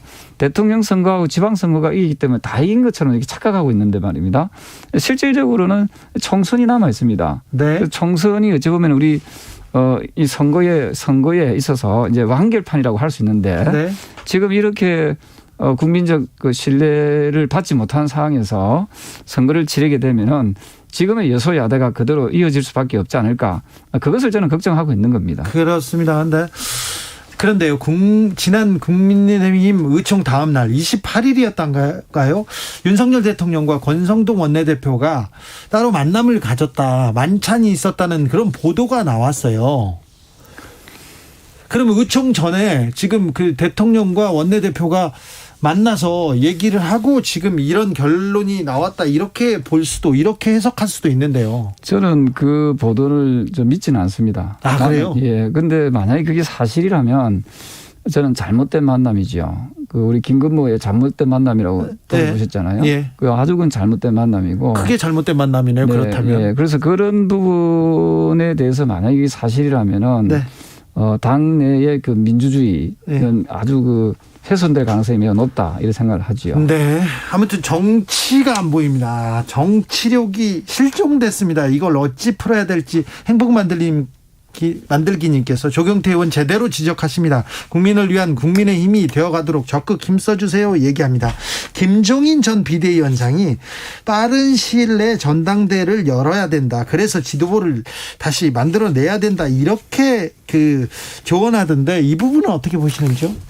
이 조기 전대를 열기 위해서는 하나의 변수가 있는 게 이준석 당대표의 지금 경찰에서 수사 중에 있지 않습니까? 수사도 있고 가처분도 있고요. 그렇습니다. 그 가처분도 물론 있습니다만 수사 결과가 상당한 변수로 작용할 것 같습니다. 예. 만약 수사에서 그 행위에 대해서 유죄라든지 기소 의견이 나오게 되면은 더 이상 그때부터는 당원권 정지가 되기 때문에 그죠? 네. 기소가 되면 당원권 정지가 되면은 더 이상 그 대표로서의 어떤 권한이 가질 수가 없지 않겠습니까? 네. 그렇다면은 아마 조기 전대로 이어져도 뭐 무방하다 이렇게 보지만 만약에 그렇지 않고 무죄로 나가게 되게 되면은 이준석 대표의 그 대표직이 계속 유지되게 되고 그러다 보면은 저는 조기 전대로 가기에는 상당히 어려워질 수 있다 이렇게 보고 있는 거죠. 네.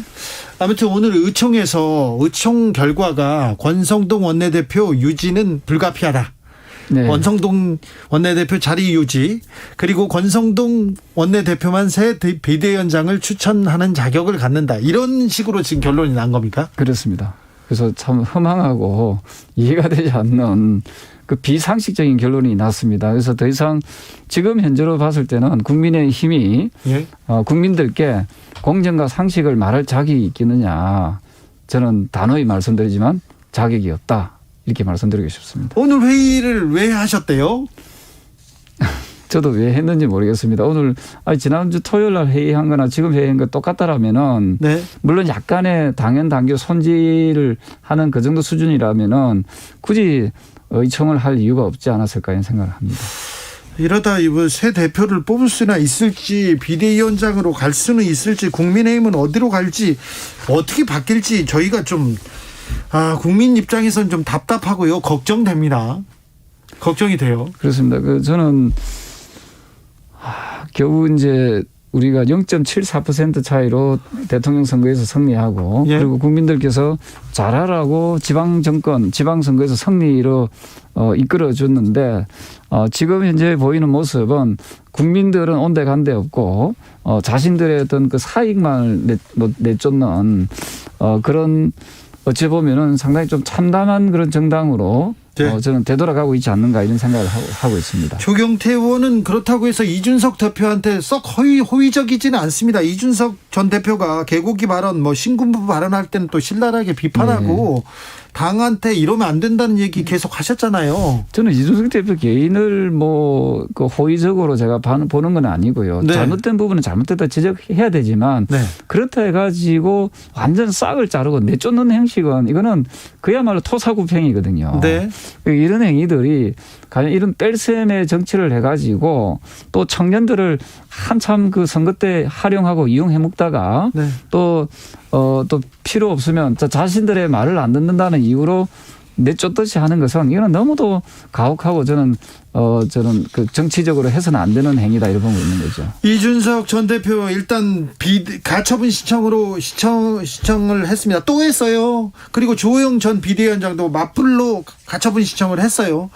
정치에서 정치력이라는 얘기 하잖아요. 정치로 풀어야 되는데 자꾸 법적으로 이렇게 간다. 이런 지적 계속되는데 이 비판은 받아야 될 것 같습니다. 저는 그 이준석 대표의 그 항변 또는 방어권은 저는 존중해야 된다 생각합니다.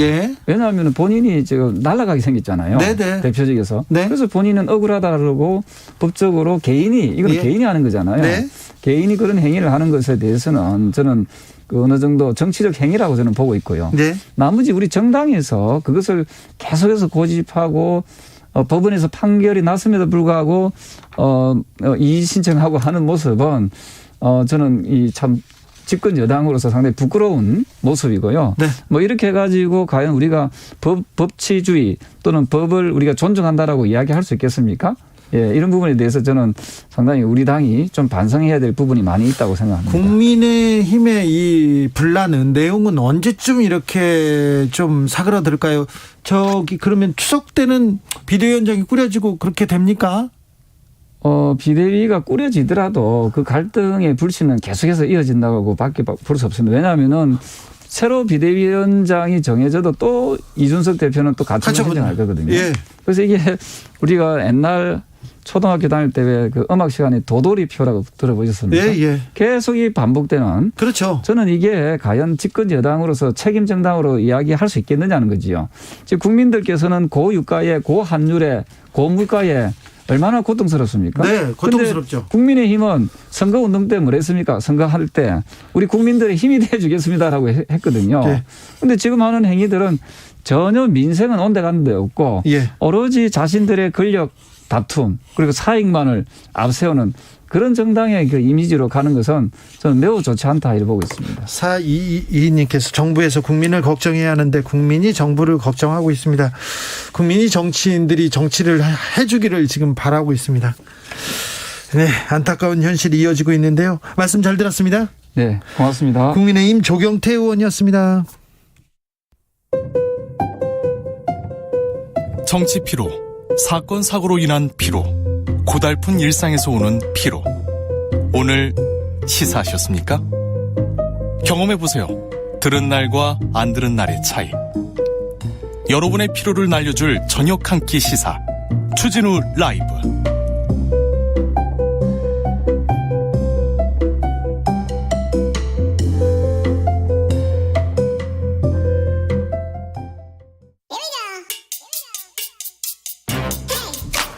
뉴스를 향한 진지한 고민, 기자들의 수다. 라이브 기자실을 찾은 오늘의 기자는 은지옥이요. 시사인 김은지입니다. 오늘 준비한 첫 번째 뉴스부터 가볼까요? 네, 공정거래위원장 후보가 검증대에 올랐습니다. 이해충돌 얘기 나오고요. 공정하지 않다는 얘기 나옵니다. 관련 네. 보도 쏟아집니다. 네, 청문회를 앞두고 보도들이 계속 나오고 있는데요. 예. 9월 2일에 인사청문회가 열립니다. 네. 말씀처럼 이해충돌 이슈가 가장 이제 앞서서 불거지고 있는데요. 네. 한기정 공정거래위원장 후보자가 보험연구원장을 지낸 바가 있거든요. 그래서 보험 관련된 이거 보험사들이 만든 단체예요. 네, 맞습니다. 보험연구원이라고 하는 게 41개 보험사가 공동 운영하는 민간 연구기관인데요. 그러다 보니까 예산도 전액 여기서 나옵니다. 그러니까 보험사를 위해서 지금껏 활동한 사람이기 때문에 보험업계 이익을 대변하는 사람이 이거 관리 감독하는 기관의 수장으로 가버린 거예요. 네, 게다가 이제 금액도 적지 않게 이제 급여와 퇴직금이 있는데요. 네. 재직 기간이 2016년부터 2019년인데 12억 원에 가까운 돈을 받았다라고 합니다. 이해충돌 관련돼서 이게 해명했습니까? 네, 이게 이제 SBS가 관련 보도를 해서 이에 대해서는 이제 앞으로 공정거래위원장이 되면 보험과 관련한 사안은 전부 회피하고 재척하겠다라고 밝히긴 했는데요. 보험과 관련된 사안을 회피한다고 했는데 보험사와 관련된 사안이 지금 이거는 사실은 공정거래위는 재벌 검찰 같은 데입니다. 재벌들이나 힘 있는 데에서 이렇게 공정하게 이렇게 거래나 이렇게 경제 활동이 되고 있는지 이걸 보는 건데 재벌사가 이걸 다 가지고 있지 않습니까? 보험사를. 네, 삼성 같은 회사들이 좀 대표적이기도 그렇죠. 하고요. 은행권도 가지고 있고. 네, 보험회사가 또 보험회사로만 머물지 않고 특히나 대기업 같은 경우에는 계열사로서 역할을 하는 것들이 꽤 있기 때문에 네. 여러 가지 지점에서 좀 봐야 될 것들이 있긴 합니다. 이분은 근데 병역 관련해서도 엄청난 또 특혜를 받았어요. 네, 이제 본인은 뭐 관련해서는 이제 휴직을 하고 군대를 갔다 왔다라고 이야기하고 있긴 한데요. 네. 나왔던 보도들을 종합해 보면 1990년대 석사 장교를 지냈습니다. 네. 이때 이제 군 복무를 했던 시기와 삼성생명에 재직했던 시점이 겹치기 때문에 네. 군 복무를 제대로 안 한 게 아니냐, 그러니까 이런 의혹들이 있었는데요. 좀 말이 안 되잖아요. 예, 이제 본인은 이제 휴직을 하고 군대를 갔다 왔기 때문에 제대로 이행을 했다라고 밝히고는 있는데요. 이 제도 자체가 이제 과거에 특혜적인 부분들이 있다 보니까 1982년에 만들어지고 6개월 동안 간단한 군사훈련만 받고 소위 계급으로 임관하는 동시에 전역하는 상황이어서 6개월 군사훈련을 이렇게 받으면요. 임관이 아니라 바로 제대를 시켜줘요. 네, 이제 그때 그래서 특혜 논란이 있었습니다. 네. 당시에 전두환 노태우 전 대통령의 아들들이 혜택을 받기 때문에 네. 특정 혜택을 위해서 만들어진 제도 아니냐 이런 비판들과 의혹이 있었고요. 예. 이후에는 결국 없어졌습니다. 1991년에요. 전두환, 노태우 아들 다 전역했으니까 없어졌죠. 네, 뭐 그것들은 확인해봐야 될 바인데요. 그런 의혹이 있었습니다. 이런 일이 있었어요. 예. 사실 이런 거, 이 제도를 왜 만들었겠습니까? 이런 일이 있었어요. 예, 특히나 이제 군사정부였기 때문에 원포인트로 만들어진 제도 아니냐라는 의혹들이었는데요. 이것들을 이제 당시에 혜택을 보는 지점이 있었기 때문에 논란이 있는 건데요. 본인은 휴직하고 갔다 왔다라고는 계속 밝히고 있습니다. 아무튼 좀 이상합니다. 이분 다른 의혹도 있습니다. 네, 이제 위장 전입 관련되어 있는 것인데요. 2012년에 한 재개발 상가에서 위장 전입을 해서, 그러니까 위장 전입이라고 하면 실제로 살고 있지 않으면서 주소지를 두는 것 아니겠습니까? 가족 전체가 이 주소지를 옮겨뒀다라고 하는데요. 네. 보름만 그렇게 했다라고 합니다. 무슨 이유가 있었나요? 집주인이 은행담보대출을 받겠다면서 주소 옮겨달라고 일시적으로 요청을 해서 그렇게 했다라고 하는데요. 본인은 경제적 이익 본 게 없다 이렇게 밝히고는 있는데, 아무래도 이제 후순위 담보권자가 되면 보증금 확보와 관련해서 좀 걱정이 되는 게 인지상정이다 보니까 이때 왜 이렇게 해줬을까에 대한 의혹들이 계속 있거든요. 이제 KBS 보도에 따르면 당시의 실거래가를 고려할 때 임차인 보호를 받을 수 있는 위험한 상황이 좀 보호를 못 받는 위험한 상황이 될 수밖에 없기 때문에 왜 이렇게 그 임대인의 편의를 봐주는 위험을 감수했는지 모르겠다라는 지적이 나오고 있습니다. 그래요? 지켜보시죠.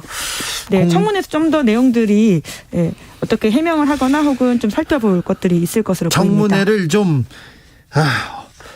봐야 되겠습니다. 인사청문회에서 어떤 얘기가 나올지, 어떻게 해명하는지 지켜보겠습니다. 다음 뉴스로 가보겠습니다. 네, 혹시 공무원들이 세금으로 생일 축하를 받는다라는 사실 알고 계셨습니까? 아니요, 모르겠어요. 몰랐어요. 예, 무슨 오늘 말이죠? 아침 한국일보가 보도한 내용인데요. 중앙정부와 지방정부가 공무원들에게 생일 축하금 명목으로 매년 지급하는 돈이 55억이 넘는다라고 합니다. 네. 대상자도 17만 명이 넘는다라고 하는데요. 정보 공개 청구를 통해서 알아낸 사실이라고 합니다. 네. 문화상품권이나 온누리 상품권, 지역 카페 이런 것들을 준다라고 하는데. 그러니까 공무원들한테 생일을 맞이하면 상품권이나 이렇게 돈을 줬다 이거죠? 네, 이제 세금으로 쓰인다는 지점 때문에 비판을 받고 있는 건데요. 아니 근데 모든 공무원이 다 받습니까? 네, 그런 건 아닙니다. 조달청 같은 경우에는 이제 8만 원 정도, 그리고 지방 정부에 따라서는 10만 원 받는 곳도 있긴 한데요. 네. 경찰과 같은 조직은 주지 않는다라고 합니다. 그거는 나도 공무원인데 우리는 7만 원 주고 저기는 10만 원 주고 나는 안 줘. 이러면 또 형평성 문제 제기되는데, 저희가 지금 다루기도 했었는데 구급 공무원의 실수령액이 168만 원 정도 된다고 합니다. 그러니까 엄청나게 박봉인데 이 사람들한테 돈을 줄 수 있으면 저는 더 줬으면 좋겠어요. 네. 그런데 좀 공평하게 공정하게 줘야 될 거 아닙니까? 예, 이게 기관의 어떤 예산에 따라서 지자체 여력에 따라서 달라지기 때문에 아마 이 방송을 듣고 있는 공무원분들도 나는 이거 안 받는데 무슨 소리냐라고 하실 수도 있을 것 같은데요. 네. 예, 실제로적으로 이제 정부에서는 이제 박봉인 7급에서 9급 공무원들의 임금 수준과 민간기업 복지 수준 고려하면 이게 과도하지 않다 이렇게 이야기를 하고 있다고는 하는데요. 네. 오히려 이게 박봉인 낮은 직급의 그런 공무원들에게 막 몰아주던가 이런 것들도 좀 고민해볼 필요가 있지 않을까라는 생각도 듭니다. 그렇죠. 그럼 몇 급 이하한테는 생일날 이렇게 얼마씩 주자, 뭐 상품권 주자 이렇게 좀 이참에 이런 규정을 만드는 거는 어떤지 생각합니다. 지금 9급, 8급, 7급 1.7% 인상됐으니까 사실상 물가 인상률 고려하면 삭감입니다. 이분들한테 더 큰 고통 분담 얘기하면 안 되는데, 아무튼 지방 정부든 중앙 정부든 모든 공무원이 같은 혜택을 받도록 이런 제도는 조금 정비할 필요가 있는 것 같습니다. 네, 게다가 이제 특정 지자체 같은 경우에는 6급과 5급을 나눠 가지고는 이상과 이하는 좀 금액 차이를 준다고 하더라고요. 이제 그런 것만 보더라도 좀 더 정비가 필요하지 않을까 싶습니다. 이하한테 더 많이 줘야 되는데. 그렇죠. 이제 거꾸로입니다. 거꾸로죠? 예. 그렇겠죠. 예. 그거 잘못됐네. 네, 대전 중구라고 합니다. 대전 6급 중구. 이하는 문화상품권 2만 원, 5급 이상은 5만 원짜리 꽃바구니 준다라고 하거든요. 네, 이건 좀 안 되는 것 같아요. 네, 좀 반대로 하면 박수 쳐줄 것 같은데, 참 이거 안타깝습니다. 이 공무원 급여, 공무원들 이런 복지 얘기 나오면 좀 눈물이 나네. 네. 다음 뉴스 만나볼까요? 네, 파키스탄에서 홍수가 일어나서 1,000명 이상이 숨졌습니다. 성서에나 나올 것 같은 지금 대재앙이 지금 일고 있다, 이런 얘기가 나오는데 앞으로가 걱정이에요. 네, 사진과 영상을 보시면 정말 깜짝 놀랄 만한 상황인 건데요. 앞으로 사망자가 더 늘어날 가능성도 있습니다. 왜냐하면 비가 계속 오고 있기 때문인데요. 비가 석 달째 계속 오는데 이거 참 걱정입니다. 사실은 이 지구를 아프게 하고 이 기후를 위기로 만든 거는 어찌 보면 선진국들의 탐욕입니다. 공장 짓고 뭐 연기 계속 매연 품고 탄소 배출하고 그랬는데 이 피해는 고스란히 가장 가난한 나라에서, 가장 어려운 나라에서 다 입고 있어요. 파키스탄 이런 데는 이 뭐 인프라가 제대로 갖춰지지 않아서 물난리를 하면 막 바로 죽거든요, 사람들이. 네, 실제로 파키스탄에서 국제사회 협조를 구하면서 어떤 선진국들의 책임을 이제 묻고 있는 부분도 있는데요. 실제로 그러니까요. 호주에서 그런 이야기 나오고 있습니다. 네? 파키스탄과 같이 지구 온난화 초래에 책임이 가장 적은 국가가 기상재해로 가장 큰 비용을 지불하고 있다라고 하는 것인데요. 네. 지금 파키스탄 사람 7명 중에 1명에 해당하는 사람이 홍수 피해 입었다라고 하고 30만 채 가옥이 파괴되었다라고 하는데요. 3천만 명 넘는 지금 이재민이 나오고 있습니다. 지금 아까 호주에서 나온 전문가의 지적 좀 우리가 새겨 들어야 될 것 같아요. 네, 게다가 파키스탄은 또 지난 4월에는 봄 기온이 51도에 달하는 이상 고온이 있어가지고요. 맞아요. 북부 산악지대에서 빙하가 녹아서 물이 불어나기도 했었었고요. 지금은 또 비가 오고 정말 이 기후 재난을 직격으로 맞고 있는 상황인데 파키스탄만이 아니라 다른 나라도 심각하다고 제가 전해드린 바가 있잖아요. 그렇죠. 예, 독일 라인강 바닥에 드러날 뿐만 아니라 중국에서도 60년 만에 폭염과 가뭄을 앓고 있다라고 하는데 중국 남서부 스탄성에 있는 한 시에서는 기온이 1953년 이래 가장 높았다라고 합니다. 네. 그러다 보니까 이 가뭄도 일어나고 수력 발전이 줄어서 지금 산업용 전기 공급도 제한하고 있는 상황이라고 하는데요. 여기가 바로 애플의 위탁 생산 공장 폭스콘 그리고 폭스바겐 이런 생산 공장들이 있거든요. 예. 지금 당장 가동을 멈추고 있는 상황이라고 합니다. 공장이 지금 안 돌아가고 있어요. 참. 네, 그게 또 악순환인 게요. 그럼 또 공장을 돌려야 되니까 석탄 발전을 하거든요. 네. 석탄 발전 때문에 또 지구 온난화가 심각해지고 지금 굉장히 악순환에 들어가 있다라고 합니다. 기후 재앙, 기후 위기 당장 우리의 문제입니다. 지금 당장 비가 오니까 걱정하고 계시잖아요, 여러분도. 태풍이 온다는데 태풍 흰남노? 이름도 무서워. 흰남노 온다는데 이거 좀 매우 강한 태풍이라는데 이것도 걱정이고. 우리도 6월에 폭염을 겪다가 그다음 8월에 그냥 폭우, 그리고 8월 말인데 갑자기 날씨가 이렇게 선선해져가지고 늦가을 날씨로 지금 변하니까 좀 걱정이 됩니다. 네, 게다가 재난은 불평등 이슈이기도 해서요. 네. 가난하고 어려운 사람들이 가장 피해를 입지 않습니까? 네. 이 부분을 좀 염두에 둬야 될 것 같습니다. 우리가 고민해야 됩니다. 지금 당장 우리가 기후 위기에 대한 대책을 조금 내야 될 것 같아요. 지금 당장 말입니다. 내일이면 늦습니다. 기자들의 수다 시사인의 김은지 기자 함께했습니다. 감사합니다. 네, 고맙습니다. 교통정보센터 다녀오겠습니다. 김한나 씨. 네, 시각 교통정보입니다. 빗길 안전운전 하시기 바랍니다. 지금 서울 시내에서는 올림픽대로 공항 방면으로 차가 많은데요. 동호대교 남단부터 가양대교까지 길게 정체되고 있고 나란히 가는 강변북로 일산 쪽으로는 정체 구간이 조금 줄어서 반포대교에서 가양대교까지 어렵습니다. 고속도로에서는 사고 소식이 계속 이어지고 있습니다. 판교 부근 1차로에서 지금 경부고속도로 사고가 났습니다. 또 서울 요금소에서 판교 나들목까지 4km 여파받고 있고요. 이 전후로는 안성에서 안성 휴게소까지 또 기흥동탄에서 죽전 휴게소 부근 13km 속도 내기 어렵습니다. 반대 부산 방면 경부고속도로는 오산에서 남사 진위나들목 쪽으로 작업 여파를 받고 있고요. 양산나들목에서도 사고 여파 때문에 밀립니다. 서해안고속도로 서울 쪽으로는 서평택 분기점 부근에서 화성 휴게소까지 11km 밀리고 있고 이후로도 매송 휴게소에서 용담터널까지 또 일찍에서 금천까지 각각 4km씩 어렵습니다. 목적지까지 안전운전하시기 바랍니다. KBS 교통정보센터였습니다.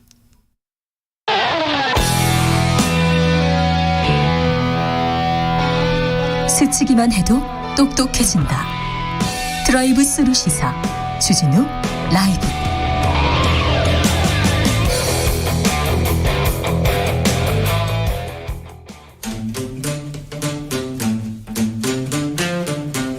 청년의 포부와 패기로 대한민국 정치를 새롭게 하자. 청년의 시선 MZ세대가 말합니다. 요즘 정치. 2030 청년 정치인 어벤져스 청벤져스 두 분 모셨습니다. 본인 소개하고 시작하겠습니다. 네, 안녕하세요. 국민의힘 대변인 문성호라고 합니다. 문성호 대변인 모셨습니다. 안녕하세요. 더불어민주당 전 비대위원 권지웅입니다. 지금 문성호 대변인은 현 대변인입니까? 전 대변인입니까? 지금 현 대변인입니다. 네. 네. 며칠 전엔 전 대변인이었습니까? 이제 그 당시에 이제 비상대책위원회가 이제 구성이 되었을 때 네. 주호영 비대위원장님께서 나국대 출신 대변인단은 유임을 하는 것으로 결정하셨기 때문에 그래서 저희는 쭉 계속 가고 현역이었던 것으로. 네. 자, 나는 국대다 출신 대변인입니다. 왜 국민의힘을 택했습니까? 아무래도 지금 젊은 층이 생각하는 어떤 이슈에 대해서는 네. 지금 우리나라 정치 체계가 아무래도 거의 준양당 체제나 다름이 없지 않습니까? 그러다 보니까 민주당 측에서는 아무래도 젊은 사람들의 이런 저희 어떤 바램 이런 원하는 아젠다 이런 걸 충분히 이해해주지 못한다고 생각을 해서 네. 이제 국민의힘으로 가게 되었고요. 국민의힘에 들어와서 또 당 내부에서 대변인으로 활동하다 보니까 그래서 국민의힘은 청년을 잘 배려해 줍니까? 여기도 만만치 않습니다만은 여기는 그래도 좀 저희가 고쳤을 수는 있을 것 같습니다. 아, 그래요? 네. 네. 오늘 의총도 있었는데 요즘 이거 어떻게 보고 있어요? 국민의힘의 내용을? 지금 이게 아무래도 조금 해석이 각자 분분합니다. 이런 법리적인 해석은 사실 제가 봤을 땐 크게 분분할 것이 없는데 아무래도 이제 각자 생각하시는 바가 다르다 보니까 좀 본인이 원하는 쪽으로 해석하시는 것 같더라고요. 해석하죠. 예. 그래서요. 그러다 보니까 지금 어떤 이 비대위원장만 중지가 된 상태로 봐야 한다. 그러니까 나머지 뭐 비대위원들은 아직 역할을 할 수 있다. 이렇게 주장하시는 분들도 계시고 이것이 이제 이준석 대표의 어떤 피해를 보전하기 위해서 나온 결정문이기 때문에 이 대표가 이제 해임 당하거나 탄핵을 당한 것이 아니라 비대위가 출범하면서 자연스럽게 대표직을 상실한 것이잖아요.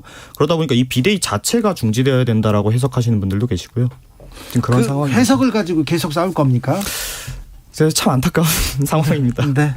어떻게 보고 계세요? 그러니까 사실은 그 판결문을 보고 뭐 이견이 있을 것 같지는 않습니다. 근데 이제 그것을 억지로라도 오독하고 그리고 이제 그 사법부 판결을 피해가려고 꼼수로 뭐 지금 당원을 바꾸겠다고 하고 있는 거잖아요. 그러니까 그것이 되려 더 비상 상황으로 만들고 있다는 지적을 아마 국민의힘 분들이 알고 계실 텐데 근데 왜 그렇게까지 할까? 정말로 이준석을 내몰려고 하는 건지 혹은 아니면 권력에게 잘 줄 서려고 하는 건지 이 두 개 중에 하나가 아니면 잘 설명이 안 되는 상황 같아요. 그래서 뭐 그런 상황 같습니다. 네, 이 얘기는 계속 하고 있는데 지금 한 몇 달째 하고 있거든요. 결론이 나면 이제 전해주고 싶은데 꼭 이렇게 계속해서 그 메인 뉴스에 이게 자리를 찾지 하는데 빨리 국민의힘 내용 문제는 빨리 결론을 내고 민생으로 국민한테 다가가야 되는데 여기에는 국민도 없고 민생도 없습니다. 네, 빨리 지나가 보겠습니다. 민주당으로 가볼까요? 민주당은 이재명 대표 이렇게 선출했습니다. 네, 민주당 잘 가고 있습니까? 물론 이제 전당대회가 아주 흥행하지는 않았습니다. 흥행이라고 하면 막 국민들이 누가 당대표가 될 건지 되게 궁금해하고 막 이렇게 지켜보는 상황인데 그렇진 않았죠. 이재명 의원이 워낙 이제 압도적인 상태였기 때문에. 근데 어쨌건 압도적으로 됐다고 하는 건 흥행의 측면에서는 좀 약점일지 몰라도 실제로 많은 당원들이 이재명 의원을 당대표로 지지하고 있다는 걸 말합니다. 그렇죠. 네, 저는 그 권리당원 분을 아주 우연하게 이제 택시에서 만난 적이 있습니다. 택시 네. 기사셨는데. 근데 그분은 그렇게 이야기하시더라고요. 저는 워낙 정치 고관여 상태라서 되게 여러 가지 면을 보고 있지만 그분은 어쩌면 약자에 대한 입장이 있고 그 문제를 풀 수 있는 실력이 있지 않냐 이렇게 기억하시더라고요. 저는 그 면을 이재명 대표께서 잘 살려가시는 게 이제 민주당의 어떤 민주당이 좋은 길로 가는 과정이지 않을까 싶습니다. 국민의힘 대변인은 어떻게 보셨을까요? 이제 흥행을 하지 못한 것이 뭐 이재명 후보께서 이제 대표께서 뭐 압도적인 것도 있었겠지만 아무래도 제가 생각했을 땐 국민들이 이제 민주당에 기대하는 마음이 조금 적어진 것이 아닌가 싶습니다. 지금 이제 두 번의 선거를 패배했음에도 여전히 그 선거를 이끌었던 이재명 대표가 이제 압도적인 지지로 당선이 됐다는 것은 민주당의 어떤 내부 개혁이나 이런 동력이 지금 충분하지 않다는 얘기거든요. 이제 국민 여러분들께서는 아무래도 그런 걸 지켜보시고 역시 좀 변하지 않겠구나 이렇게 생각해서 조금 관심이 떨어진 게 아닌가 싶습니다. 그러니까 저는 그 지점도 좀 일견 타당하다고 보는데 그러니까 누군가가 압도적이었다는 건 그에 대항할 만한 대항마가 사실은 없었다는 것과 같아요. 네. 그러니까 물론 직전에 대선 후보셨기 때문에 그분의 인지도를 넘어서는 사람이 존재하기는 매우 어렵지만 근데 그럼에도 불구하고 민주당 내 제2의 대선 후보, 제3의 대선 후보가 있었다면 이번 전당대회가 좀 다르지 않았을까 싶어요. 네. 그게 이제 여전히 민주당이 과제로 남아 있음을 확인한 전당대회이기도 한 것 같습니다. 네, 저 이재명 대표에 대한 관심이 떨어졌다. 뭐 그렇게 볼 수도 있는데 윤석열 대통령이나 국민의힘에 대한 관심도 많이 떨어진 것 같아요. 저희는 오히려 관심은 굉장히 많이 받고 있죠, 지금. 그럼 비난. 네. 하지만 이제 저희는 거꾸로 이러한 내용이 네. 이제 개혁을 하기 위해 꼭 필요한 이제 지불해야 할 코스트라고 생각을 하기 때문에 아예 그런 것도 없는 민주당보다는 그래도 저희가 앞으로 좀 미래가 밝지 않나. 아니, 근데 이렇지 않습니까? 뭘 개혁하려고 하다가 내부 분란이 났으면 지금 대변인께서 말씀하신 게 맞아요. 근데 뭘 개혁하려고 하다가 이 사단이 난 겁니까? 그러면 이준석 전 대표를 내보내는 게 개혁이 아니죠. 그건 이제 좀 그러니까요. 개혁의 드라이브가 지금 조금 원활하게 돌아가지 못하고 있는 모습인데 저희 당 이겨낼 거라고 생각하고 있습니다. 이 논쟁을 보면서 이제 뭐 더 나올 뉴스도 없고 지긋지긋하다고 보는 건 이런 건데 뭔가를 바꾸고자 했던 게 아니라 내부의 권력 투쟁을 하다가 지금 자중질환으로 여기까지 온 거예요. 그리고 그것을 스스로 수습하지도 못하는 상황이기 때문에 예를 들면 여기에서 누가 이긴들 국민 입장에서 누구도 이익 볼 사람이 없습니다. 청년 입장에서는 좀 답답하죠. 뭐 꼭 청년이 아니더라도 아무래도 답답한 건 있습니다만 네. 그래도 어떠한 고통도 없이 개혁을 이뤄낼 수는 없는 것이니까요. 그러니까 뭘 개혁하냐고 제가 궁금한데 누가 이기면 뭐가 개혁되는 겁니까? 근데 제가 이제 그거에 대해서 지금 이야기를 하면 어느 한쪽 편을 들게 되기 때문에 대변인 입장에서 좀 말씀드리기가 어렵습니다. 네. 그러면 또 다른 쪽으로 가겠습니다. 김건희 특별법 어떻게 생각하십니까? 네. 제가 먼저 말씀드리면 사실은 이제 국민 모두가 누구나 어떤 지위에 있더라도 공정하게 수사받아야 된다는 것에는 동의하실 거라고 생각합니다. 그리고 김건희 여사님도 마찬가지죠. 그래서 만약에 지금처럼 부실 수사에 대한 의혹, 그러니까 이런 거잖아요. 한 번도 소환 조사를 받은 적이 없어요. 도이치모터스 주가 조작 사건도 되게 널리 알려져 있고, 그리고 허위 경력과 관련된 의혹도 되게 구체적인 정황 같은 게 있습니다. 근데 그게 해명도 안 되고 수사도 제대로 안 되는 상황이죠. 그래서 저는 이런 주장이 나올 수는 있다고 생각하는데 근데 아직 지금 수사가 종결된 상황이 아니지 않습니까? 그래서 지금 이 시점에서 민주당이 이 특검을 너무 앞세우는 건 되려 역풍을 맞을 수도 있다. 조금 더 국민들이 보기에도 이거는 그 검찰이 전에 못할 것 같다는 어떤 마음이 훨씬 더 쌓였을 때 저는 이 이야기를 해야 된다고 생각하고 그래서 지금은 좀 신중해야 된다고 생각합니다. 저도 이제 권지웅 비대위원장님 의견에 동의를 하는 게 당연히 어떠한 직책이 있더라도 공정한 수사를 받아야 하는 것이 맞고요. 그런데 아직 수사가 끝난 것이 아니기 때문에 이제 지켜보시고 그 과정에서 뭔가 불합리한 것이 있었다면 실제로 뭐 사법기관이나 수사기관이라고 항상 완벽한 것은 아니지 않습니까? 이런 부분에 대해서 제대로 된 문제 제기와 함께 특검법이 나온다면 어느 정도 그거에 대해서 이 논의를 해볼 수 있겠지만 뭐 지금 아직 결론이 나오지 않은 상태에서 네. 특검법을 추진하는 것은 조금 섣부르지 않나. 김혜경 씨에 대한 그 수사는 이루어지고 있지 않습니까? 그리고 또 이재명 대표에 대한 수사도 이루어지고 있는데 이 부분은 어떻게 보시는지요? 이것도 아까 말씀드린 바와 같이 어떤 직책에 있더라도 공정한 수사를 받아야 하는 것이고요. 잘못한 것이 있으면 처벌받아야죠. 알겠습니다. 너무 모범답안을 얘기하니까 또 질문 하나 더 할게요. 김건희 여사 목걸이 문제는 어떻게 보시는지요? 이번에 그 두 개는 뭐 지인에게 빌렸고 하나는 그거 얘기하시는 건가요? 네. 그게 어떤 문제가 되는 건지 조금 제가 들어야지 답변을 드릴 수 있을 것 같습니다. 아니 그 지금 논란이 되고 있지 않습니까? 6천만 원짜리 목걸이인데 현지에서 빌렸다고 했다, 지인한테 빌렸다, 이런 부분에 대해서 이 해명이 조금 왔다 갔다 하는 부분도 있고. 목걸이를 어떤 목걸이를 하는 것이 잘못인가요? 아니요. 저는 그렇게 생각하지 않죠. 네네. 권지웅? 그러니까 사실 어떤 목걸이를 하시든 그게 얼마나 비싸든 전 상관없다고 생각합니다. 근데 이제 공직자의 아내로서 이제 재산 신고를 해야 될 의무가 있잖아요. 근데 이제 그것이 빌린 게 아니라 본인이 소유하고 있으면서 재산 신고를 안 했다고 하면 이 위법한 부분이기 때문에 사람들이 묻게 되는 거고요. 근데 거기 만약에 누구에게 빌렸든 그것이 명확했다면 그것을 그냥 말하면 됐을 텐데 지금 이게 해명이 오락가락하다고 지금 보여져요. 그럼 좀 더 의심이 되는 거죠. 본인 것인데 재산 신고를 안 한 건 아닐까? 이런 의심이 드는 상황입니다. 실제로 좀 공감이 가는 게 이제 전에 이제 문재인 대통령 이제 영부인께서 옷값 논란이 됐었지 않습니까? 근데 이것이 제대로 해명되지 않았어요. 이것도 마찬가지의 논란이거든요.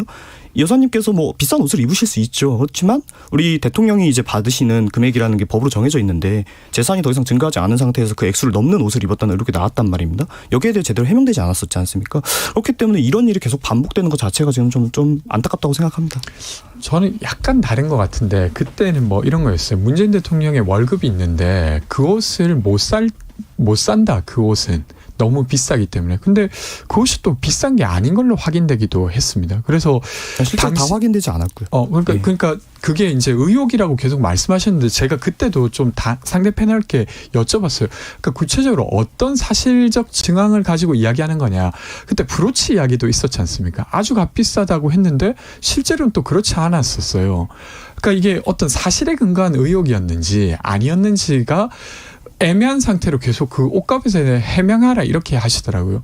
그러니까 지금 이 논란도 만약에 그 목걸이가 사실 비싼 게 아니다. 이렇게 되면 의혹으로 더 갈 것도 없죠. 근데 비싼 거가 아니라는 해명은 하지 않고 있어요. 그러니까 그 가격으로 인정하시는 것 같아요.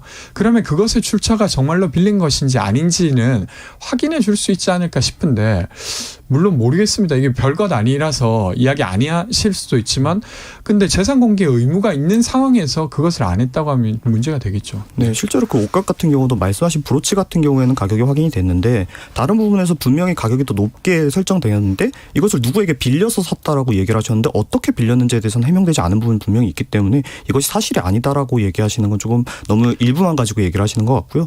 그러니까 이런 지금 어떤 영부인의 옷값 이런 재산 이런 게 지금 잘못 어떤 의혹이 나오고 있는 것 자체가 국민들이 지금 정치에 대해 신뢰를 잃어가는 부분이거든요. 그러니까 이게 전때 제대로 해결되지 않다 보니까 이번에도 저희가 어떤 목소리를 내기가 좀 힘든 부분이 있지 않나. 그러니까 그거랑 무슨 상관입니까? 윤석열 대통령께서도 전 정부 탓 그만하자. 야당 탓 그만하자고 했는데 지금 이게 현재적 문제지 않습니까? 그러니까 영부인이 최근에 재산 공개를 했는데 거기에 포함되지 않았다는 지금의 문제제기입니다. 근데 과거에 그것이 이제 제대로 해명되지 않았다. 그러니까 지금 야당인 당시의 여당은 제대로 해명하지 않았기 때문에 우리도 굳이 할 필요가 있냐라고 말하시는 아니요, 게. 그런 말씀을 드리는 건 아니고요. 당연히 이제 공직장의 아내라면 이거에 대해서 제대로 해명을 해야겠죠. 그런데 지금 어떤 이런 의혹을 제기하시는 분들이 이전에 본인들이 의혹을 받았을 때는 어떻게 행동을 하셨느냐에 대한 얘기를 하는 겁니다. 그게 이제 전 정부 탓의 대표적인 레토릭입니다. 그러니까 너희 때는 제대로 해명 안 해놓고 대통령께서 전 정부 탓을 하지 말라고 한 것도 국민들께 전 정부가 이랬으니까 하지 말라는 것이지 이것은 지금 의혹을 제기하고 있는 쪽에 왜 너희들은 내로남불하냐라고 얘기하는 것이거든요. 자, 국민들이 판단할 거니까 여기까지 듣게요. 자, 인사에 대해서 좀 문제가 있는 것 같다 이렇게 국민들이 생각합니다. 대통령실도 그렇고요, 내각도 그렇고 왜 이런 사람들을 이렇게 임명했을까? 그래서 지금 지지율이 조금 지지부진한 것도 사실이잖아요. 조금 바꿨으면 좋겠는데 어떻게 바꿨으면 좋겠습니까? 아무래도 지금까지 인사가 좀 국민분들을 만족시키지 못한 것은 사실이고요. 그렇죠. 조금 있죠. 또한 좀 이렇게 우려가 되는 분들이 실제 이제 임명되셨던 경우가 있었어서 네. 이거에 대해서는 저희가 이제 좀 빠르게 문제 인식을 하고 바꿔 나가야 된다고 생각을 하고요. 다만 이제 아무래도 우리가 아직 정권이 된 지 한 3개월 정도밖에 되지 않지 않았습니까? 그러니까 아직은 좀 더 지켜봐 주십사 이렇게 말씀드리고 싶습니다. 근데 뭐 이런 거지 않습니까? 지금 대통령실 쇄신 되게 대폭한다라고 하는데 그러니까 저는 이게 엉터리 쇄신처럼 보이긴 해요. 왜 그러냐면 문제로 제기된 사람들이 있습니다. 총무비서관 성비 관련한 감사를 받았던 사람이에요. 그리고 공직기관 비서관도 조작된 증거로 재판을 이끌어서 또 징계성 조치를 받았던 사람이에요. 이런 사람들은 계속 그대로 두고 되려 이제 이 어떤 쇄신이라는 명분으로 권력 투쟁의 수단으로 쓰는 거 아닌가. 어떤 측면입니까? 윤핵관 추천이라고 하는 사람들을 되게 검증하고 있다는 보도가 나오고 있습니다. 되려 그러니까 이게 국민들이 보기에 부적절한 인사는 그대로 두고 다른 사람들을 쇄신하고 있는 거 아닌가 이런 어떤 이미지로 굳혀지는 것 같아요. 근데 그것이 정말 아니라고 하면 문제적인 사람들로 지목되었던 사람들에 대한 조치가 필요하지 않을까 싶습니다. 그런데 어떤 확인되지 않은 의혹만으로 어떤 사람의 지위를 이렇게 할 수 있는 것은 아니고요. 다만 말씀하신 부분은 저도 공감이 가는 부분이 많이 있습니다. 다만 아직은 이제 조금 지켜봐 주십사. 그리고 저희가 문제점을 더 드러낸다면 혹독하게 비판해 주십사. 이렇게 말씀드리겠습니다. 제가 말씀드린 총무비서관과 공직비서관 근데 지금 전체적으로 이야기를 하는 것입니다. 네. 다 확인된 분들이고. 좀 안타깝죠. 그런 논란. 이게 쓰는 사람마다 이렇게 논란이 조금 되고, 좀 검증을 좀 잘했으면 하는데, 그런 부분이 조금 부족한 것 같아요. 하나 더 이야기 드리면, 사실 인사가 지금 지지율 낮은 것의 가장 큰 원인입니다. 근데 인사 라인이 인사기획관, 인사비서관, 그리고 공직기관 비서관, 그리고 한동훈 법무장관 아래에 있는 인사정보관리단 모두가 검찰 출신으로 이루어져 있어요. 근데 지금 1기 내각을 꾸리는 동안 장관급 인사가 5명 낙마했고 비서관급도 되게 논란이 많았습니다. 네, 지금 계속 바뀌고 있습니다. 또. 그럼 인사 잘못했던 거잖아요. 근데 왜 인사를 결정하는 그 라인에 대한 문책은 전혀 없는 것인지, 이게 그냥 자기 사람 챙기는 것은 절대 손을 못 대는 건 아닌가, 이렇게 보여지긴 하거든요. 저도 이제 문제가 된 분들을 쇄신하는 것도 중요하지만 결국 문제가 됐던 분들이 자리에 올라가셨다는 것은 인사 검증 시스템 자체에서 문제가 조금 있다는 거기 때문에 네. 대통령께서 이걸 좀 이해를 빨리 하시고 인지를 하시고 좀 개혁을 해 주십사 하는 마음은 사실 저도 조금 있습니다. 그렇죠. 그 인사 라인에 주요 검사 출신들이 거기 앉아 있어요. 그 사람들에 대한 인사쇄신이 저는 필요하다고 생각하는데. 출신이 어떻느냐가 중요한 것은 아니고. 근데 능력을 보여주지 못했죠. 잘했느냐 못했느냐 못했잖아요. 근데 거기 뒤에 이제 굳이 검사 출신의 뭐가 이렇게 붙을 필요는 없다고 저는 생각합니다. 꼭 그것이 아니더라도 네. 지금 인사가 가장 큰 문제라고 여겨지는데 거기에 대해서는 쇄신의 칼날이 전혀 가닿지 못하고 있는 게 의아한 것이죠. 네. 요즘 청년들의 관심사는 뭡니까? 청년들의 관심사, 정치에 대한 관심사는 뭘까요? 무슨 얘기 많이 합니까, 친구들이? 아무래도 청년들이 가장 관심 있어하는 것은 공정에 대한 이슈가 가장 크죠. 그런데 이제 이 공정이라는 걸 각자 생각하는 게 다르기 때문에 여러 가지가 나타나겠지만 2030으로 조금 한정을 해서 이야기하자면 젠더 이슈가 가장 크게 나오지 않나 생각합니다. 그래요? 네, 아직도? 그게 가장 젊은 층에게는 핵심적인 이슈죠. 저는 최근에는 확실히 대선 지선 이후여서 그런지 정치 자체에 대한 관심이 좀 적어진 것 같습니다. 네. 근데 최근에 이제 이준석 대표나 아니면 박지원 위원장과 관련된 이슈가 있을 때는 좀 관심이 있으셨던 것 같고, 되려 이제 약간 물가 오르고 이런 거, 집값이 떨어지는데 집을 사야 되나 말아야 되나, 이런 것들이 되려 관심사인 것처럼 저는 좀 느꼈습니다. 지금 언론에서 이 언론에 이렇게 기사를 이렇게 검색해서 포털사이트에 들어가 보지 않습니까? 주요 뉴스에 각 언론사마다 5개 정도 이렇게 올려놨는데 2-3개가 다 그런 집값, 돈.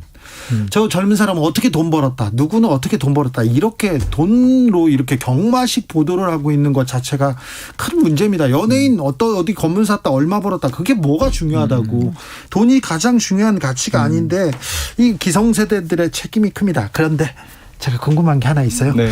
장예찬 국민의힘 쪽에 좀 청년재단 이사장이고 국민의힘을 대표하는 청년 정치인입니다.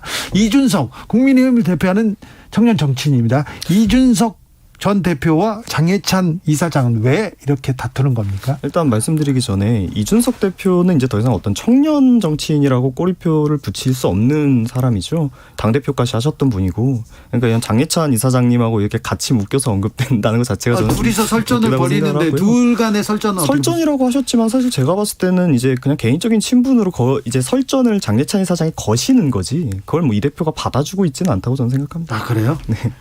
꽤 엄청 많이 받아주던데요. 너가 이준석 전 대표가 너가 잘 된다면 그 길로 가라 이런 이야기하고, 그게 설정이 장희찬 이사장은 형님 이 이야기를 좀 들어주십시오 이런 이야기를 하시는 거 보니까. 근데 저는 이제 같은 청년 세대라도 당연히 이견이 있을 수 있죠. 그래서 꼭 청년 세대 사이의 어떤 분화가 그걸로 특별히 뉴스거리가 될 필요는 없다고 생각하고, 근데 이제 장희찬 이사장님 같은 경우는 사실 결과적으로 윤석열 대통령의 어떤 주장을 비호하는 측에 서버렸어요, 결과적으로. 그래서 그것이 이제 어떤 의미인가. 그래서 국민의힘 내부 청년들은 어떻게 생각하는지 그걸 궁금해서 제가 물어봤습니다.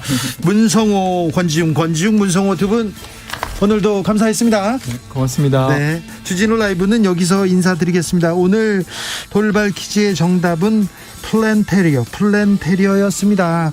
저는 내일 오후 5시 5분에 돌아오겠습니다. 지금까지 주진우였습니다.